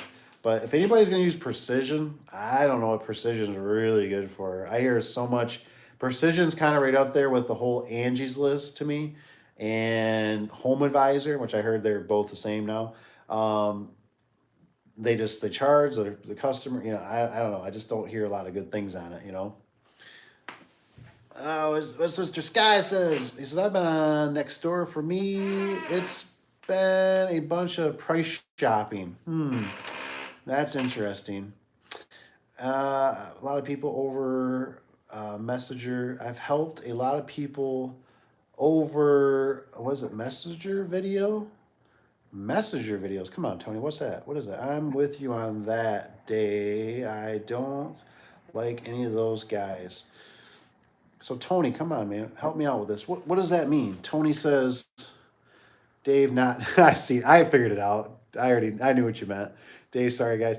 Talk text, yeah. So, Tony, so I've had a lot of people over Messenger videos. Is that, what do you mean, just helping customers without, like, you know, I'm just curious. You mean you just helping, like, just average people with photo eyes and stuff like that? Because to me, I would, I'm thinking like FaceTime, the Apple FaceTime, or what's Google use? Duo or something like that is what they were using. So it's really weird. I was talking to my brother-in-law, and I don't know if he's onto something or not, but he was saying that it seemed like if he got people that messaged him, it was like his transactions not basically that good. But if he got people that picked up the phone and would call him, he would close more sales. So it's just something to think about, to kind of pay attention to, that maybe, it's kind of like I kind of agree. Like, I think it was Tony that just mentioned it, what was it about? I've had the Nextdoor, price shopping. And it's like, I don't know if it's just these people like laying in bed and they're just so bored and they're just like, I'm just curious. I don't want to do any effort. So I just, they just do whatever. Because, you got to have a little bit of a swag in you, right? To pick up the phone. And so I'm wondering if there's a trend to that. Like, I kind of go, might be onto something. You know what I mean? Because it's almost like it's just too easy to sit behind the keyboard and just, they don't know who you are. I've noticed too, I've had a few on Google that will, they'll message you, right, through Google, But then it's like, I'll tell them, I'll say, well, we'll call this number or do a certain action, right? And they just ghost. And I'm like, like, why would they, what is the big reason? Like, do they not have a phone number? And they don't ever come back and say, well, I don't have a phone. Okay, well, if you don't have a phone, that's a little concerning because, like, do you have any money? You know, like, you know what I'm saying? Like, and I understand if they say, well, I just moved, I'm gonna get my phone number's being like, they come up with a reason, but they'll just kind of like go poof. And I'm like, that's weird. So it's just something kind of weird. What's Big M say? Says, if you were to go back in time, oh boy, I feel like this is going to be a good question. Back in time and you had to start all over again, but you kept your current knowledge and experience, would you start in the business? I kind of feeling this was going to come up. Why'd you got to hit me like that? What would be your ideal van setup, helpers? Well, a lot of guys probably always know that you know, if I had to go back in time, I definitely wouldn't, you know, it's kind of hard, right? Because it's one of those things, I'm here, it's built, the empire is here. It's great, it's working. But looking at how many struggles, how much money I lost, I wouldn't even entertain it. I just wouldn't. But with the knowledge and stuff, definitely I use pickup trucks. I wouldn't use the pickup trucks. I would never be caught back in a pickup truck. I'd be using the vans. I really like that cutaway van, you know, the ones that either got the cabs. It don't really matter to me if it's a Chevy or a Ford. As long as you get something that doesn't have any of that new stuff that's killing, you know, dropping cylinders for fuel economy. Get yourself just a good old true V8, or be like Tanner, you can have a diesel. Diesel's fine too if you're okay with that. Just not the newer diesel, as far as my opinion, because of the emissions. They're killing, you know, the EPA, the G-man, the Gov. They're restricting these things. So you need something that's gonna make you money. You know, it's not gonna be in a shop broke down. And you know, if I was doing those cutaway vans, Cap's got one, I'd probably consider a dually, and that's just me because we deal with residential and commercial, and it's just easy to kind of get greedy and start putting a lot of stuff on there, right? More tools, more parts, bigger stuff, and you can weigh a vehicle down pretty darn quick. So the helpers, I would always be looking for ambitious, you know, they're trustworthy. They got a pretty good background, outdoorsy, you know, like hunting, fishing. They don't mind a little rain on their nose. Not basically, you know, city boys. I'd look for that versus experience. And the problem is, what I think a lot of guys can run into is that it's hard to expand, because if you're let's say you're a younger version of me or whatever, the problem I ran into is it's hard to get people to respect you instead of just being jealous of you, I guess is the way I'd put it. It's hard for people to not come in and respect and go, hey, I'm going to do a good job, versus going, oh my gosh, look at everything. And then they're in all your stuff. They want to know everything about you, what you drive, if you got a boat, if you got a cabin, if you got a cottage, if you got, where do you live, you know, and they use all that like almost like, oh, it must be nice. Oh my gosh, he must be making all this money. He's doing all this stuff, when they don't even understand that it's like, hey, it's not even so much, you know, I've been doing this for 9, 10, 15, 20 years, dude. And you just come in on the first week or month or 6 months and you think this stuff just got built overnight. You know what I mean? What have you been doing? Well, I go home and eat Doritos every night, and I drink beer, and I you know, watch every football game under the sun. Well, hey man, you know, while you're doing that, you know, I've been building this, and I'm working after hours. I've been, you know, it's a constant. So with the helpers, like I said, I'd look for more genuine people that are kind of passionate about what they do. And the biggest thing is that they're honest, that they're loyal, they're trustworthy. They're just good-hearted people, because, not to be insulting, you can kind of train a monkey to do this. But if you can train them and say, look, and they're willing to come to you and ask questions, and be open about it and say, hey, there's no dumb question, man. I mean, I was there once. I was, if you anything, and help them and guide them and teach them, and you just have an open communication. I always looked at it like, it's one of those things like, hey, I want you to, if you decide to leave the business, I want us to be best friends. You know what I mean? I don't want you to be, the guy that was, stealing, that was doing this, that was doing stuff they weren't supposed to be doing, wrecking stuff, taking power tools.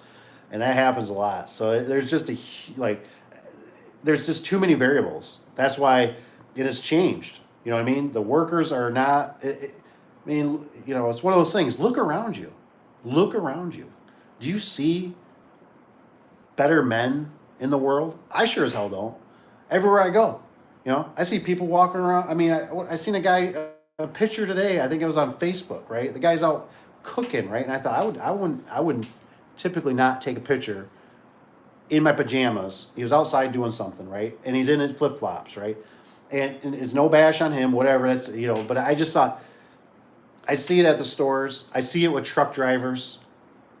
I don't see the cowboys, man. I don't see the guys that are, sitting there with the chew in their mouth going, what's the problem? You know what I mean? Like, it's diminishing. So, and, it's like trying to fight the gov, and it's like trying to fight the I and I'll say it a little long, the I, and then there's an R, and I think there's an S, right?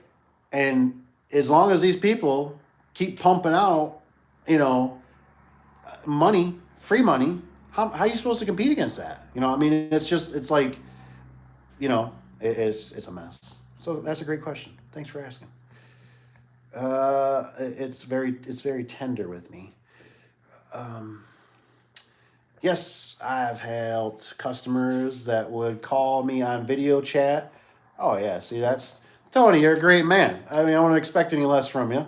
On the video chat, I'm the same way. Hey, phone call man's free, but once I gotta leave, or the truck's gotta leave, or the truck hits that pavement, oh, game changer, baby. That's called liability. That's called fuel. That's called pistons, oil change, engine, transmission, drivetrain, brakes. That stuff's all costs money, baby.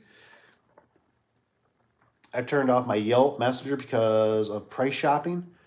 I never hear good things about Yelp. I watched one guy, and he just, I don't know, Yelp seems like it's always the trash. They do weird things. They charge. They don't, they either bug you. I don't know. I never hear good things about Yelp. Never consistently, I should say. There is no substitute for actually having eyes and hands physically diagnosing the problem. There is always someone's nightmare hiding. Oh, man. I love it. I love it. Big M, if you're gonna have employees, screen them, check them, yes, and work constantly until you can trust them and have the right tools like sure, winder. Oh, here we go. Oh, here we go. Oh man, I love it. I love my 99 4x4 extra cab Ford Ranger, baby. I love when they do that little song thing. It's a blank blank Ford Ranger. I love those little, little things they do, those little skits with them. Hey man, the Ford Rangers were good, man. Like I said, it's weird how you get kind of complacent of it, because I look at it and I go, hey man, fuel prices are still pretty high. They're high no matter how. And I thought, if I had just a crew that was just for residential, I was like, I'd be driving little trucks. They're good on gas. They're cheap to repair. They're nimble. But unfortunately for us, we're more commercial and not as much residential. So it just makes sense. We have to drive bigger vehicles. But because the Ford Rangers aren't going to pull scissor lifts. They're not going to pull the trailers that we need, unfortunately. But they, like it says right here, Sky says it gets around 17, 18. That's great. Hell, these trucks now, I mean, we get 10, 12, Unless you're Tanner. He's probably like, I'm getting 19 with my Duramax. Just messing with it. I have actually been looking for to swap my pickup for Mercedes vans. I've heard a lot of good things about it, about the helpers. I get from my brothers whenever he has time. Plus, uh, another thing too on those vehicles, always make sure you got somebody like a dealer close by. That's another thing too. And how many are built, how many parts are available. That's something I kind of looked away from that you need to look at. So that's why I'm always like, hey, get a Chevy. Hey, get a like I think I was gonna buy some of those like the Dodge Sprinter ones, and man, they just rust out so fast. And up here in Michigan, we got the salt. Um, I don't know. You got to kind of watch. So and plus I like stuff that like I can basically take it to any mechanic in case they're busy, or one ticks you off or something. You can take it and they're like, what's this? I don't work on this. You got to think kind of generically. What's in your area prevalently. I always like that saying. It's kind of like if you buy a tractor, right, and you're a farmer. Basically, you kind of revert to whoever's the dealer that's close by. Like if you ever look at what Millennial Farmer, I think the closest one, right? What is John Deere is always his big thing. That might be what you need to go with. Maybe even though, you know what I mean? Because maybe one day you're gonna need that support. My 20 Tacoma gets, oh yeah, Tacoma. Heck yeah, I'm a Toyota. I like those Toyotas. I've been looking for I'd like to find a Tacoma. Um, Sky Ford, Evan Ranger, nothing better. What's really weird? I don't hear anything about the new Ford Rangers. I don't know if they're just like not built. People are just not buying them. I hear Mavericks all the time. And I know Maverick is built in Mexico, the new Mavericks. And, I hear some weird issues, but I hear they ride nice. They're low. I don't think obviously I'd make it a service vehicle in my opinion, but it might be a good salesperson's vehicle or something, but it's just weird. Like the old Ford Rangers, the Ford Rangers, I mean, those things were invincible, this and that, and it's like the new Ford Rangers, and I don't even see them being driven. I don't ever like just come up to a stop sign or a stoplight, and I'm going, oh, there's a Ford Ranger. But I'll see Mavericks, not real prevalently, but a few. I'll see them at the dealership. I don't see them promoting the Rangers. I'm always like, what happened to the Ford Ranger? I remember it was like a big hype coming out, a year or two or three ago, and then now it's just kind of gone. Like to hire an ex-coworker from my this is like ex-coworker from days of working garage door franchise, and said ex-coworker has all my trust. Like I said, if it works, I have a Ford Xterra cab, extended Xterra. I think that's extended. I'm saying with long bed, twin turbo, great truck, transit van, 150 works great with custom rack. Nice. Like I said, it's like whatever works for you. I bought that Ford, the 6.4 diesel, and that thing was always in the shop. And with 160,000 miles, I remember it blew the head gasket. I couldn't believe it. The guy was like, well, drive it a little longer, right? And it was puking out a gallon of coolant like every trip. Like I was going to customers parking on the road. They're like, you can park in the driveway. And I'm like, no, like, no, I can't. No, I can't. And so I remember I finally had to take it in. They wanted to use this one mechanic, which is why I'm kind of, like I said, this was kind of an oddball truck to some degree. So they wanted to use this one mechanic that worked after hours. And he worked on it I think he had it for a month and a week. And I'd go in there and I'm like, hey guys, I'm like, how's my truck coming? And they're like, you can go take a look at it, but he did a little bit, blah, blah, blah, blah, blah. And he was a really good mechanic. I ended up building like a relationship with him. He was a really super cool dude. And then he finally worked there full time after, however long. But what I'm getting at is my truck was tied up and I had a truck payment and I'm paying insurance on it, full coverage, baby. And it was such a headache to even reduce the insurance. I just didn't even do it. And I had to drive around like an 86 Chevy plow truck. That's like, it was hand rolled, painted by my wife. It was my plow truck for the shop. And I had to like drive to customers. I was like parking around the corner and stuff. So what I'm saying is like that truck was a nightmare because it wasn't a common, just gas powered, or a certain like diesel. Like I could have probably took it to the dealership, but they were going to charge an arm and leg. I think it still cost me around $4 or $6 grand to get the truck repaired. And you know how it is. Once I'm there, I was locked in there. They had the cab off, they had heads off. Um, you know, so it's just one of those things where we got so many Chevy guys around here, right? We're pretty big Chevy guys, I guess, around here that you know they all know the common problems. You can take it to any mechanic; they all can fix it. So it's just like I said, whatever works for you. If you got good luck with Fords and stuff, hey, go for it, man. You know, I'm not a Ford hater either. I like Fords. You know, it's the first Ranger I've been, and that I liked. Heck yeah, man! I think ours was last year, and that for whatever reason that truck was the first one I bought, but it was the last one to stay. And boy, I had a hard time getting rid of that truck. It had a 4-cylinder in it, and it was funny. We raced it. Me and my business partner raced it, neck and neck on the highway, and the 6-cylinder was right there with the 4-cylinder. The 4-cylinder even might have creeped ahead a little bit. And I was like, this is bullcrap. I was like, why have a 6-cylinder if I can't outrun the 4-cylinder? And for whatever reason, that truck, it always had a gallop in the transmission. A weird, like, you'd be like, you know, and you're like, "Ugh."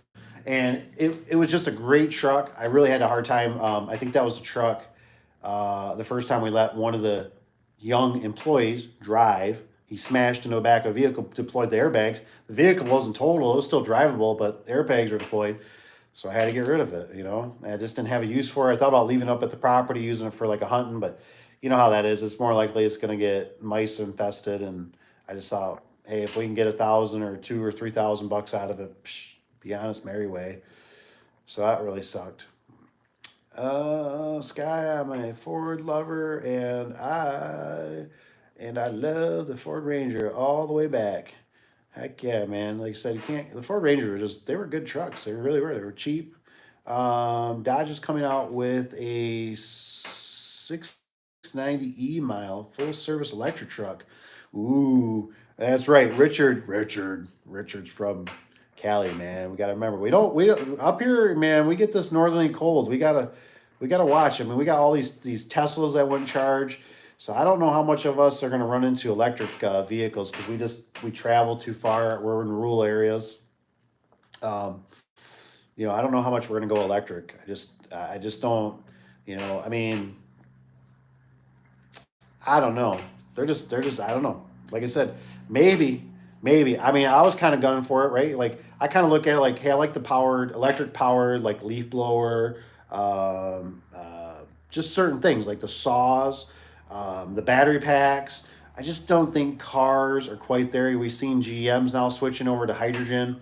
I think that's going to be more realistic. I mean, this whole what was I just watching something? The guy, you probably seen that too on Facebook or whatever. The guy's trying to charge his Tesla and is taking so much energy because he's running the heater to stay warm in the car while it charges. It's taking like half or like it takes like 50% of the charging. So it takes double the charging time. So he finally goes into a shop. Oh man, it's just like it's just one of those things that I just don't think we can do it up here in the north in the cold. I mean, we already have problems with batteries, you know, for power tools. So I just don't think they're gonna. Maybe one day. I hope it comes one day, you know, and it comes better. But my biggest thing always was electric car. If I could charge it at home, how sweet is that? But if I can't get the range, you know, you get that. What do they call it? The range anxiety. I get it. I get it. You know, and then how much you pay for it? Ooh, so you got to buy another vehicle, and the insurance on this stuff is just getting so much. You know, insurance just keeps going up and up and up. But it's good to know that Dodge is coming out with one. Now that I think of it, with work vans, you need a different kind of insurance or anything special. Not sure. That's why I'm asking. I don't think so. I think the insurance is normally the same or cheaper because vans are vans, right? You think of vans, some of I can't remember who was mentioning it. Um, they were talking about like the minivans, using minivan for a service vehicle, which there is a company, but vans are just like nobody likes vans. So it's kind of like one of those things. Like it's like when I was looking for a truck at one time, you know, I was just like, God darn it! I was like, I can buy a semi truck the same price I can a like Ford F-250. What the heck? And I thought, well, it's because everybody wants a Ford F-250. You know, they want to use it for work and camping and pulling their campers and truck or for farming and for work and but I'm like, but I can buy a semi truck. Yeah, it's got some miles on it and this and that, but it's huge, right? All this metal. Well, it's because that's more desired, right? Because you're not going to drive your semi truck around with your family all the time at going to the grocery store and stuff. So everything kind of has that layer, and that's why I like the vans, because vans are, for one, they're roomier. You can lock things up. They maybe don't have windows in them. You can shove stuff in them when you're done with the job. And trust me, that day will come, and you probably hope it comes, and then you'll hope it never stays around to some degree, to such extreme. And that's where, when you get done with a job and you just want to shove the crap in there and you want to shut the doors and go, we're going home. I don't care. My butt is really slimy and I'm really sweaty and I'm irritated. I'm tired. I just want to go home. And you don't have to worry about a pickup truck with stuff blowing out the back or a ladder sliding out, or you have to stop at the store real quick. And it's nice to have the automatic locks. You lock, all the doors are locked. They're not in there. You ain't got no power tools, no ladders, no nothing exposed for the most part. Maybe a ladder rack, but you can lock that too, I guess, if you really want. But it's up high. You know what I mean? It's just that stuff that's always sitting around that truck is where people like to reach in and go, oh, nice little kit right there full of nuts and bolts. Let me just take that. So, but I don't think insurance is crazy or anything, as far as I've noticed. I think the cutaways, they can be in a certain class. You got to kind of watch the rating of the weight is where the money, they can start getting into commercial. I'm trying to think what ours, I don't remember what ours is. I think if you get over the 26K, then that's when insurance goes wonky. Insurance codes do not like to insure the trains advance. So ask your insurance company if they will before you buy one. Yeah, it really is. You got to really ask your insurance. It's really important. It really is to call them. And that's why it's just too easy to be on the old phone, right? And you're just been prowling for vehicles, and you find that one that you're like, babe, this one's a good, like, they're asking $5,000 less, and you go out there and with no knowledge to some degree, you don't know what kind of drivetrain, you don't know what kind of motor, you're not familiar with the diesels, you're not familiar with the new emissions, you're not even familiar what the insurance is going to cost on this thing. It can just, I mean, you bought this thing, you saved the $5,000, now you spend $10,000 because you got all this extra. So you got to really do your due diligence and slow down. It's very, very important. It really is, because every place is different. Some places they don't care. Other places, like, we're gonna charge you $1 million a month and you're gonna like it. What's Mr. Electric cars not ready? We have diesel powered electric motors that work well. Yeah, it just can't store up enough energy, those electric, like I said, for the range and stuff. And I think the electric cars remind me a lot of kind of like the side mount jack shaft openers on residential. It's a big hype. I think we've lost the hype. I mean, I think Tesla's stock has gone down. General Motors has fallen off the bandwagon of it now. What Ford has really laid off the Lightning. I mean, I remember watching when Ford was coming out with the Lightning. The video and what's his name? It's not Jim, right? Is it his relatives or whatever, family member, Jim Farley or whoever it is. It's Chris Farley. So it's Jim. Is it Jim Farley, the CEO, or whatever? And he comes out and we got so many pre-orders, and oh my gosh, wow, they got that many orders. Holy! And then they couldn't deliver them. They weren't getting TLRF truck or whatever's coming out. They're pulling trailers behind them. They're getting 80 miles on a charge, and then you're going to these places that you can't charge. Scotty Kimmler came out with a good video talking about how the infrastructure will never be there to some degree, because the big thing about electric cars is what's the selling point. And the selling point for me, this was quite a long time ago, the selling point was, hell, I can charge from my house. Psh, dude, that saves me, 5-10 minutes at the gas station. I got to stand outside in the cold, look at everybody, and deal with somebody pulling up to me and, hey, how do you like that truck? I don't know, it works, makes me money. I don't how do you like your truck? Well, it was a pretty big rust bucket, it's a pile of junk, but blah blah. Okay, well, whatever. You know what I mean? I could just charge at home.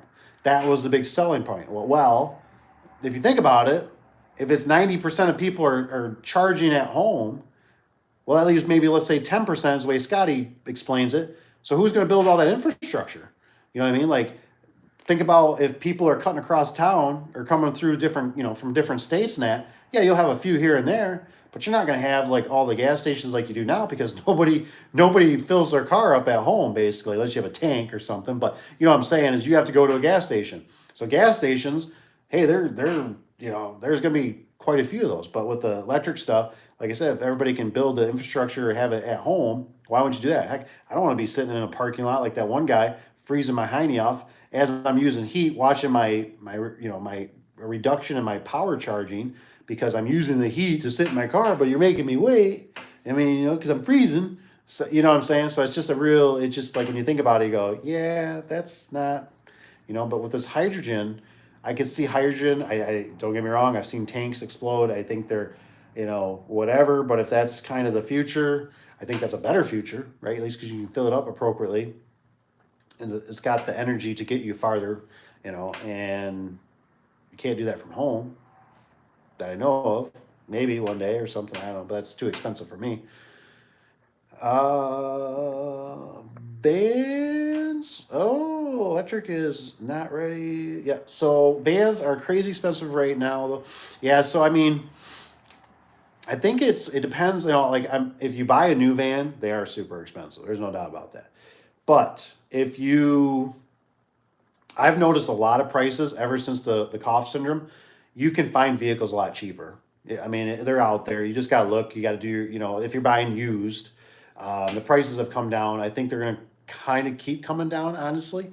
They're out there. You just got to, like I said, when I found Big Red, my cutaway van, I paid $5,200 for it. I think it had a little bit on the high mileage. I think it was right around, it was almost like 180 or something, but it had the Ford, the 5.4.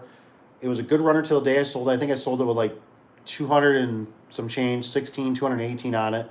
But I paid $5,200 for it. And I found a guy, he was kind of buffing it, cleaning it. He bought it from some auction or something. He really didn't want it. I think he was asking like 56, 54. I got him down to like 52. So they're out there. They're unicorns, but I found it on Craigslist. A lot of people don't look on Craigslist anymore. So I typed in, I seen it. I couldn't believe it. I was like, wow. And even the guy I sold it to, I sold it almost kind of too cheap. The guy told me, he says, I've been looking for these. And he says, this one's in good condition. He says, they're normally another $2,000 or $3,000 more. And I'm like, I should have asked more. Want to pay me? Give me some more money. You can't take it. And Big Red was a really good van. I really love that van. That van, it ran really good. It was a good work, that cutaway van. It's just squirrely on towing. I don't like the towing on it. But yeah, like I said, you just gotta look. Like I said, if you can buy used, new right now, they're not giving enough incentives. They're still on that high. They're, I don't know why Ford's got parking lots full of trucks right now. They say it's for quality. I don't buy it. Yeah, but I do want to upgrade my work truck to a van for all the extra space and not worrying about stuff flying off. Yeah, man, I'm telling you, driving in the middle of the parkway. Yep. I had a truck, man. Like I said, stuff blows off it. I've had stuff it's like the wind comes over that cab and it just sucks everything right out of the bed of that truck, especially if you got any kind of like inserts or stuff that bring up, or tool bins, or like one of those deck with the pullouts. I lost ladders. I mean, I lost all kinds of stuff out of the back of that truck. Where a van, man, it's just sweet to be up front. Everything's closed. You're pulling a scissor lift trailer or a trailer, right? You got the trailer to worry, but you ain't got to worry about the truck. The truck loses stuff. I've had all kinds of stuff fall off a truck. I like the vans. You can go in there if you got to use the bathroom in a code red emergency. You can. I know somebody says, well, you can do it in a truck. I did it in a truck too, and it was not comfortable. It was not comfortable sitting in a four-door truck, sitting in the back, looking out the window, a big window, and having side windows that are tinted, and you're sitting there doing your duty, right? And you're like, yeah, this stuff, and it really stinks, right? Because it's like the ceiling's like right here, so you're like sitting here, and you're like, yeah, this is fun, and you got bad, stomach stuff going on, and there's no like rest areas close by, and and it's like there's, like where I was at was a fields after fields, so I'm like, where am I gonna go? Like, I mean, I was looking at driveways, and I'm like, I could drive up there.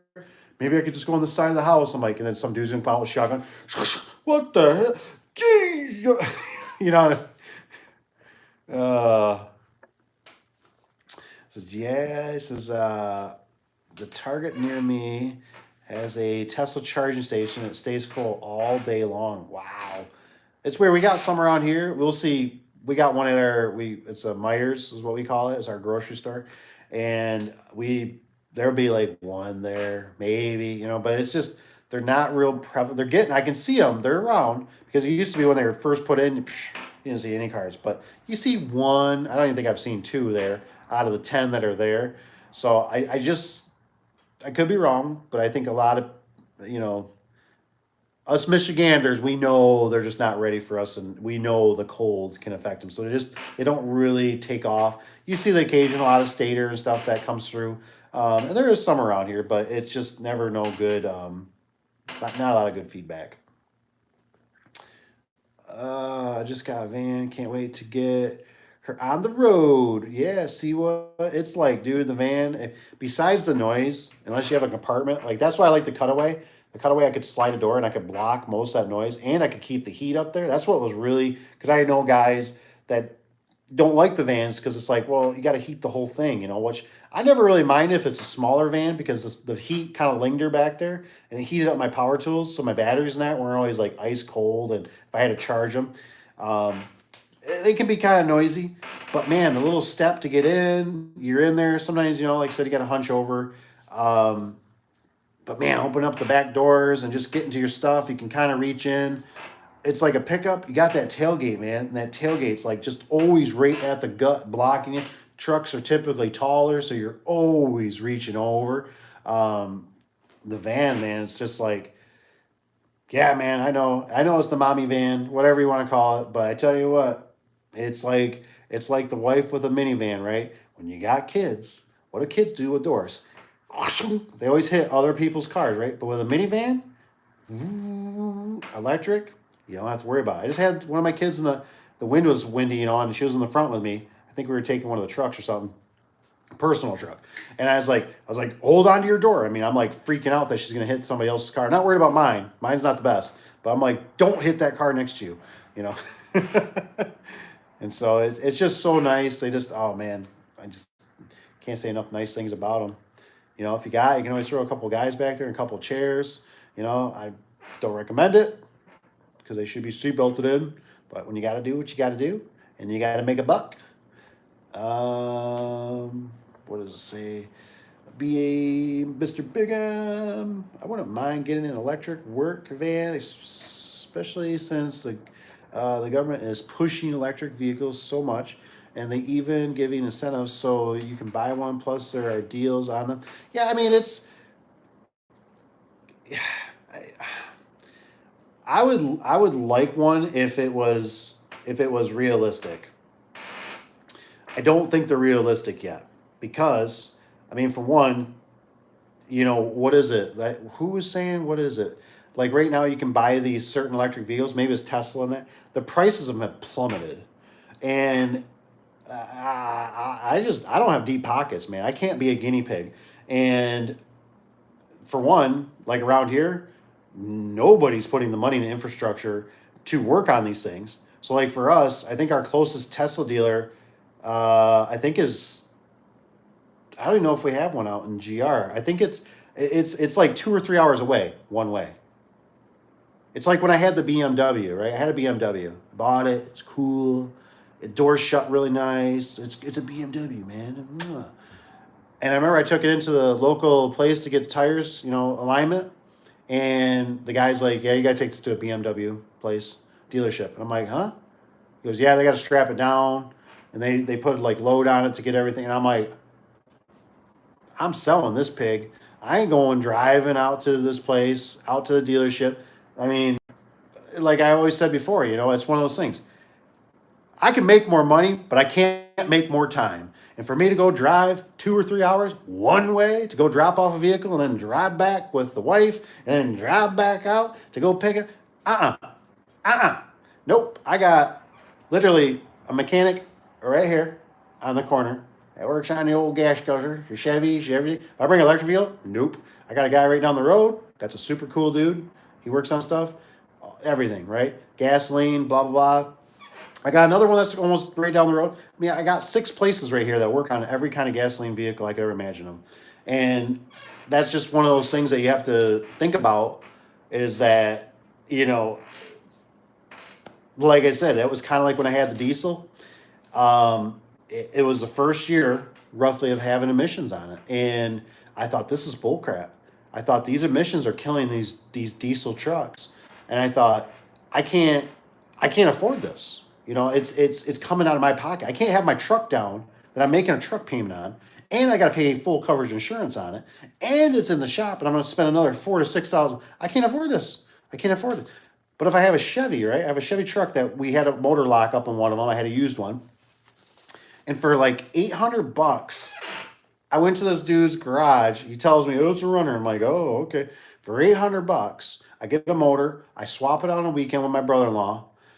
And we got a motor, we got a truck that's up and running, another service vehicle up and running. I couldn't believe it. I was like, for $800, you know, probably $1,000, maybe $1,200 with, you know, a few hoses, a belt, you know, some coolant, stuff like that, oil change, whatever, you know. But I'm like, heck, I'm looking at my diesel. My diesel cost, I kept looking up motors because I kept having problems with it, right? It was $10,000 for a used motor on eBay. And so every time the engine light came on, I freaked out. I was like, I got to take this thing in. I can't have this thing, you know, an injector pump going bad. I can't have. So, in you know, it's just something you got to think about. You know what I mean? It's just, you got to think about the time, who's going to service it, your dealer or your dealership that's close.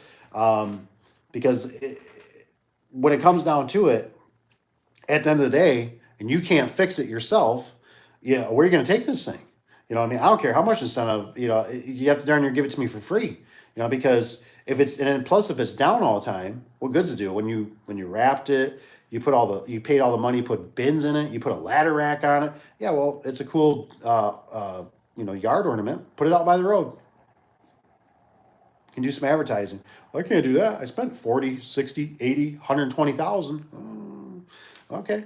Well, you know, and that's, I'm just making these up because like I said, I've had this before where you got to watch certain things that you do because, you know, when it's your money maker and when you got used vehicles, you know, you typically got to have backup vehicles. And then if you go new, I've had a brand new van, right? Wire, you guys probably, you know, maybe know this, maybe don't, but they're making wires out of soy oil. Well, animals like to choose that because it tastes sweet to them in a sense, right? Well, they're doing it because it's more biodegradable for these newer vehicles. Well, why do they do that? Because they want them to basically decompose after so many years. You know, not building things. What is it called? I can't ever say it. Plan obsolescent or something. I can't say the word. But they're basically, these things are engineered to fail after so much because, well, they want to sell you a new one. They need it to be biodegradable for the earth or whatever they do. You know, it's just weird things you got to think about. And when it comes to the vehicles, I don't like surprises. And I don't like them costing me tons of money. And I don't want them to cost you a ton of money. I wonder where I'm going to put a vise in my van. Tony, I thought you had it in the hitch. Just put it on your hitch like you did last time. Somebody showed me. Maybe it was Tanner. He just had it go right into his receiver. It comes up on a little pad. He had a hitch on it, man, or a vise. That was pretty sweet. There are a lot of Teslas here. Oh yeah, I don't doubt it, man. It's those Teslas. I'm wondering where I'm going to put. I can easily drive thousands a day, and when it's time to charge, yeah. That's, I mean, like I said, the charging on the vehicles just aren't there. I think, you know, maybe one day, but it's weird when you think about it, when you see these clips. You know, these electric vehicles, they had them back in whatever, like 1920, 1950. They show you, they'll stop at a little gas station. Well, whatever. You know, they pull up this big thing. They pull out the battery, right? And they exchange it with another battery. And then the guy would go on their way, right? It was like a Model T. And you got to think about it. It's like it was back then. It's because it probably just, it didn't work. You know what I mean? It's just, we're not there yet. I mean, it's one of those things like everybody, you know, we all want to live in this green utopia, right? But nobody wants to give up. Like if you got a problem, you want to be green, well, shut off the gas. You know, if you don't like pipelines, well, shut off the gas that comes to your house. Turn off your natural gas.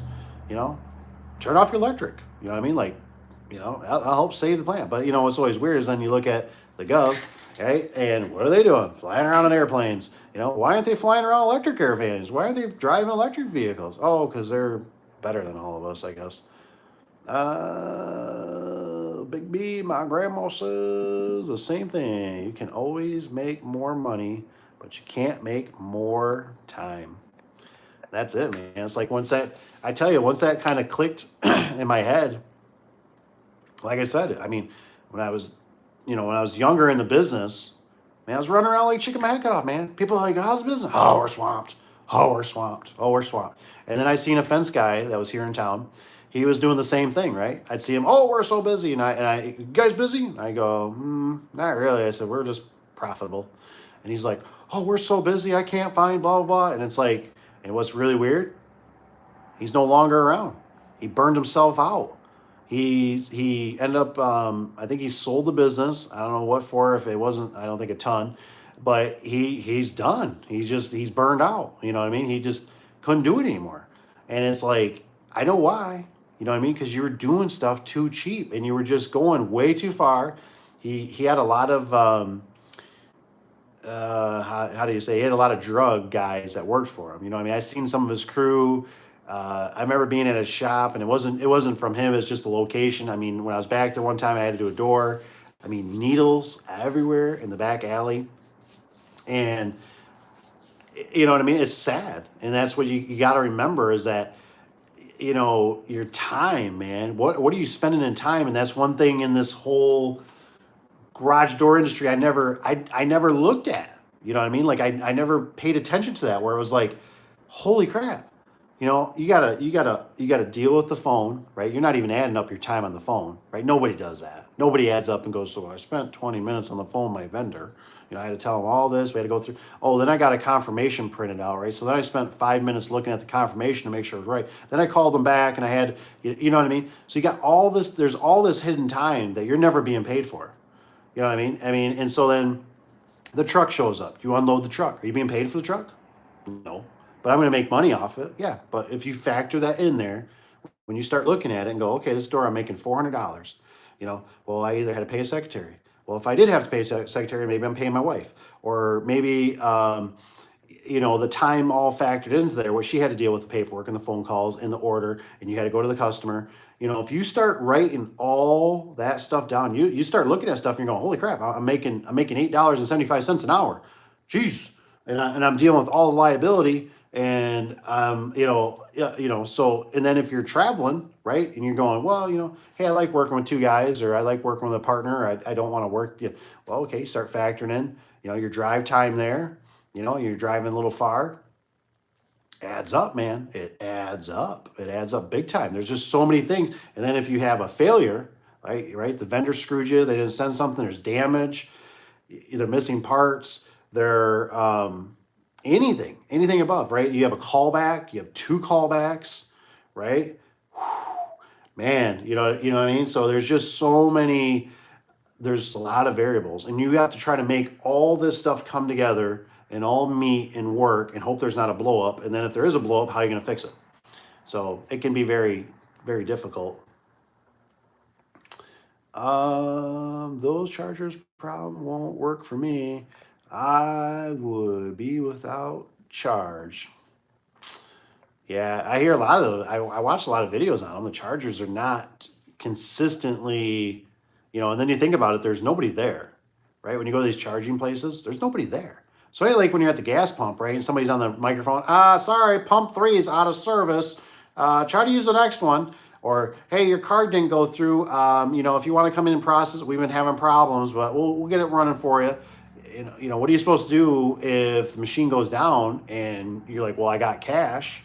Well, where do you put the cash? Do they take cash? I don't think they take cash. I think it's a card. You know what I'm saying? There's a lot of variables in those electric vehicles, man. Work for me. Yeah. It says, yeah, that was me. Electric vehicles were the thing before gas fuel. Gas fueled ones actually, yeah, I have no doubt. I mean, they would, they it's really just need to go hybrid. You know what I mean? That's the way to go. I mean, that's why I'm always like, why don't they just make electric and then just put a little gas powered motor? Because obviously everything gets used in the jolt, right? When you stop and you go, that's where you're using a lot of energy. But they do it basically with a hybrid, right? They use a battery pack, they use the motor that kicks in. They got all that stuff kind of figured out. It's just, and like I said, if you're a little commuter, shoot, man. But heck, if you're like for us, if you're pulling trailers and commercial vehicles and stuff, that range anxiety, I couldn't. Could you imagine them paying? Like, could you imagine what you're paying employees?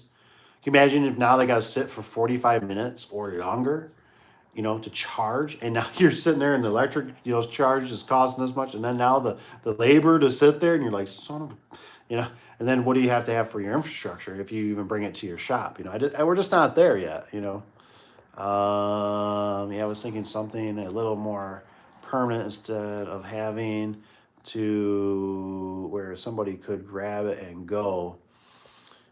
Yeah, like I said, the vans, man, I'm telling you that the vans were a big changer. Like I said, I know a lot of the guys, they get that kind of that macho, truck, what I mean? I look better, I look cool. Man, I'm telling you, I mean, any of the pros I've ever seen, even if they do like anything, they get box trucks, with roll up doors and lift gates because they want capacity, right? They want, this is other industries I'm just talking about. But what I'm saying is it's typically not like you get something like the roofers, but he's normally the sales guy. And then, if they show up, they bring in enclosed trailers. But for us, we don't, like I don't really want to carry around an enclosed trailer. It's hard to get in driveways. It's hard to back up. It's hard to have employees that can do that. It's more tires. It's another, liability. So you need a bigger vehicle, right? You need something that's got capacity. You need something that's easier on your body. That's why I like the cutaways, because they had the little tailgates, I call them, even though they're just the doors. Everything's in compartments. It's accessible. The back is amazing. I mean, they're so much more roomier. The back step was amazing because it fit a full size boot, right? Instead of you ever go in a pickup truck typically, right? The bumper, your boot's slipping off, because it's wet. I know Chevy does some of those imprint ones, but they're just, man, they're a bear to climb in, where these ones actually have handles, the cutaway vans, even just a standard van, just they're lower. There's just so many things you can stick your doors in at gut length versus over your head. Oh, I've damaged a lot of doors overhead. That will not. I was thinking something a little more. What does it say? You have to say no to the customer that are willing to pay for the time and distance. Yeah, Sky over, he's got that right. He says you have to say no to the customers that are not willing to pay for the time and the distance. That's man, that just, I'm telling you, that rings true. It's just, and like I said, I I wasn't asking the right questions. So I was, you just tell them a price, then you ask questions later. And it's like, oh, where are you located? And then it's like, oh, I'm, this. And you're like, yeah, we could still probably do it, blah, blah, blah, blah, blah. And you get caught into it.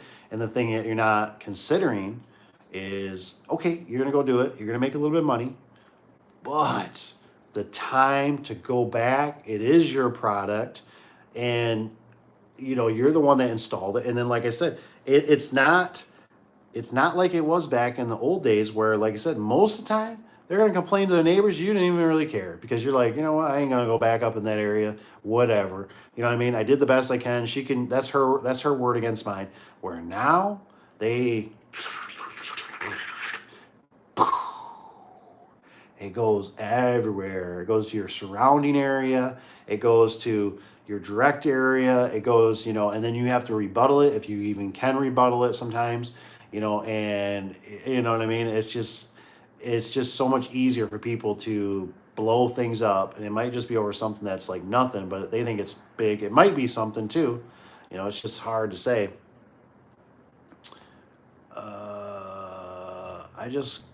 What did it say? I just checked out a Ford Transit van. Has only 150, only 150 in range. The MSRP of 40, for the most basic, probably too soon to be getting electric van, as I know.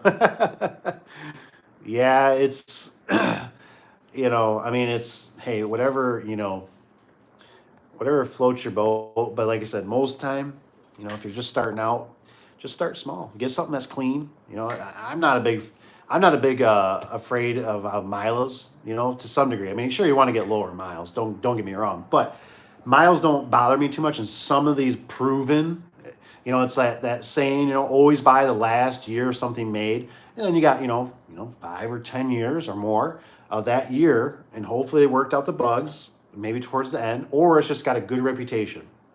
Some of those Chevy vans, it's hard to beat the 5.3, the 6 liter.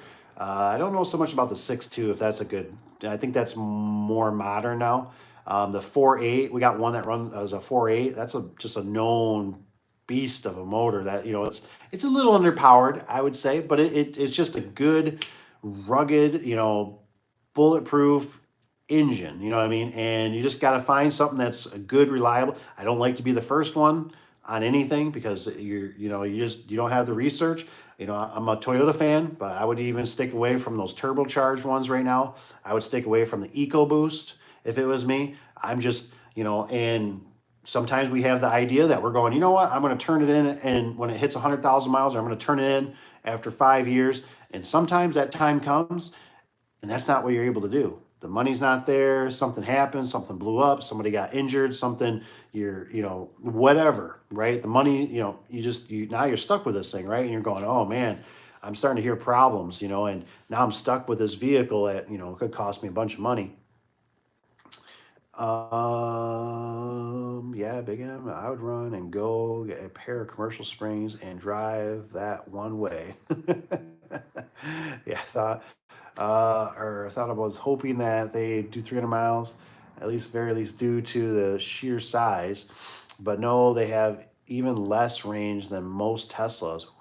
Yeah, it seems like the bigger they get. Hey, Richard, happy Easter to you. Thanks for being here. And yeah, this is Happy Richard. What does it say? I had the family over today for Easter. We did the prime. Ooh, dang dog on the smoker. Oh, it was excellent. Awesome. All right, well, I'm going to head out here too because I got to get some sleep. I know we got church, we got family. It's going to be just one of those days. So anyways, thank you guys for being here. Love y'all. Got anything, you can always email me. Thanks for being here. It was fun. It was entertaining. I like the questions. So we'll see you guys on the next one. Take care. Happy Easter. Be good.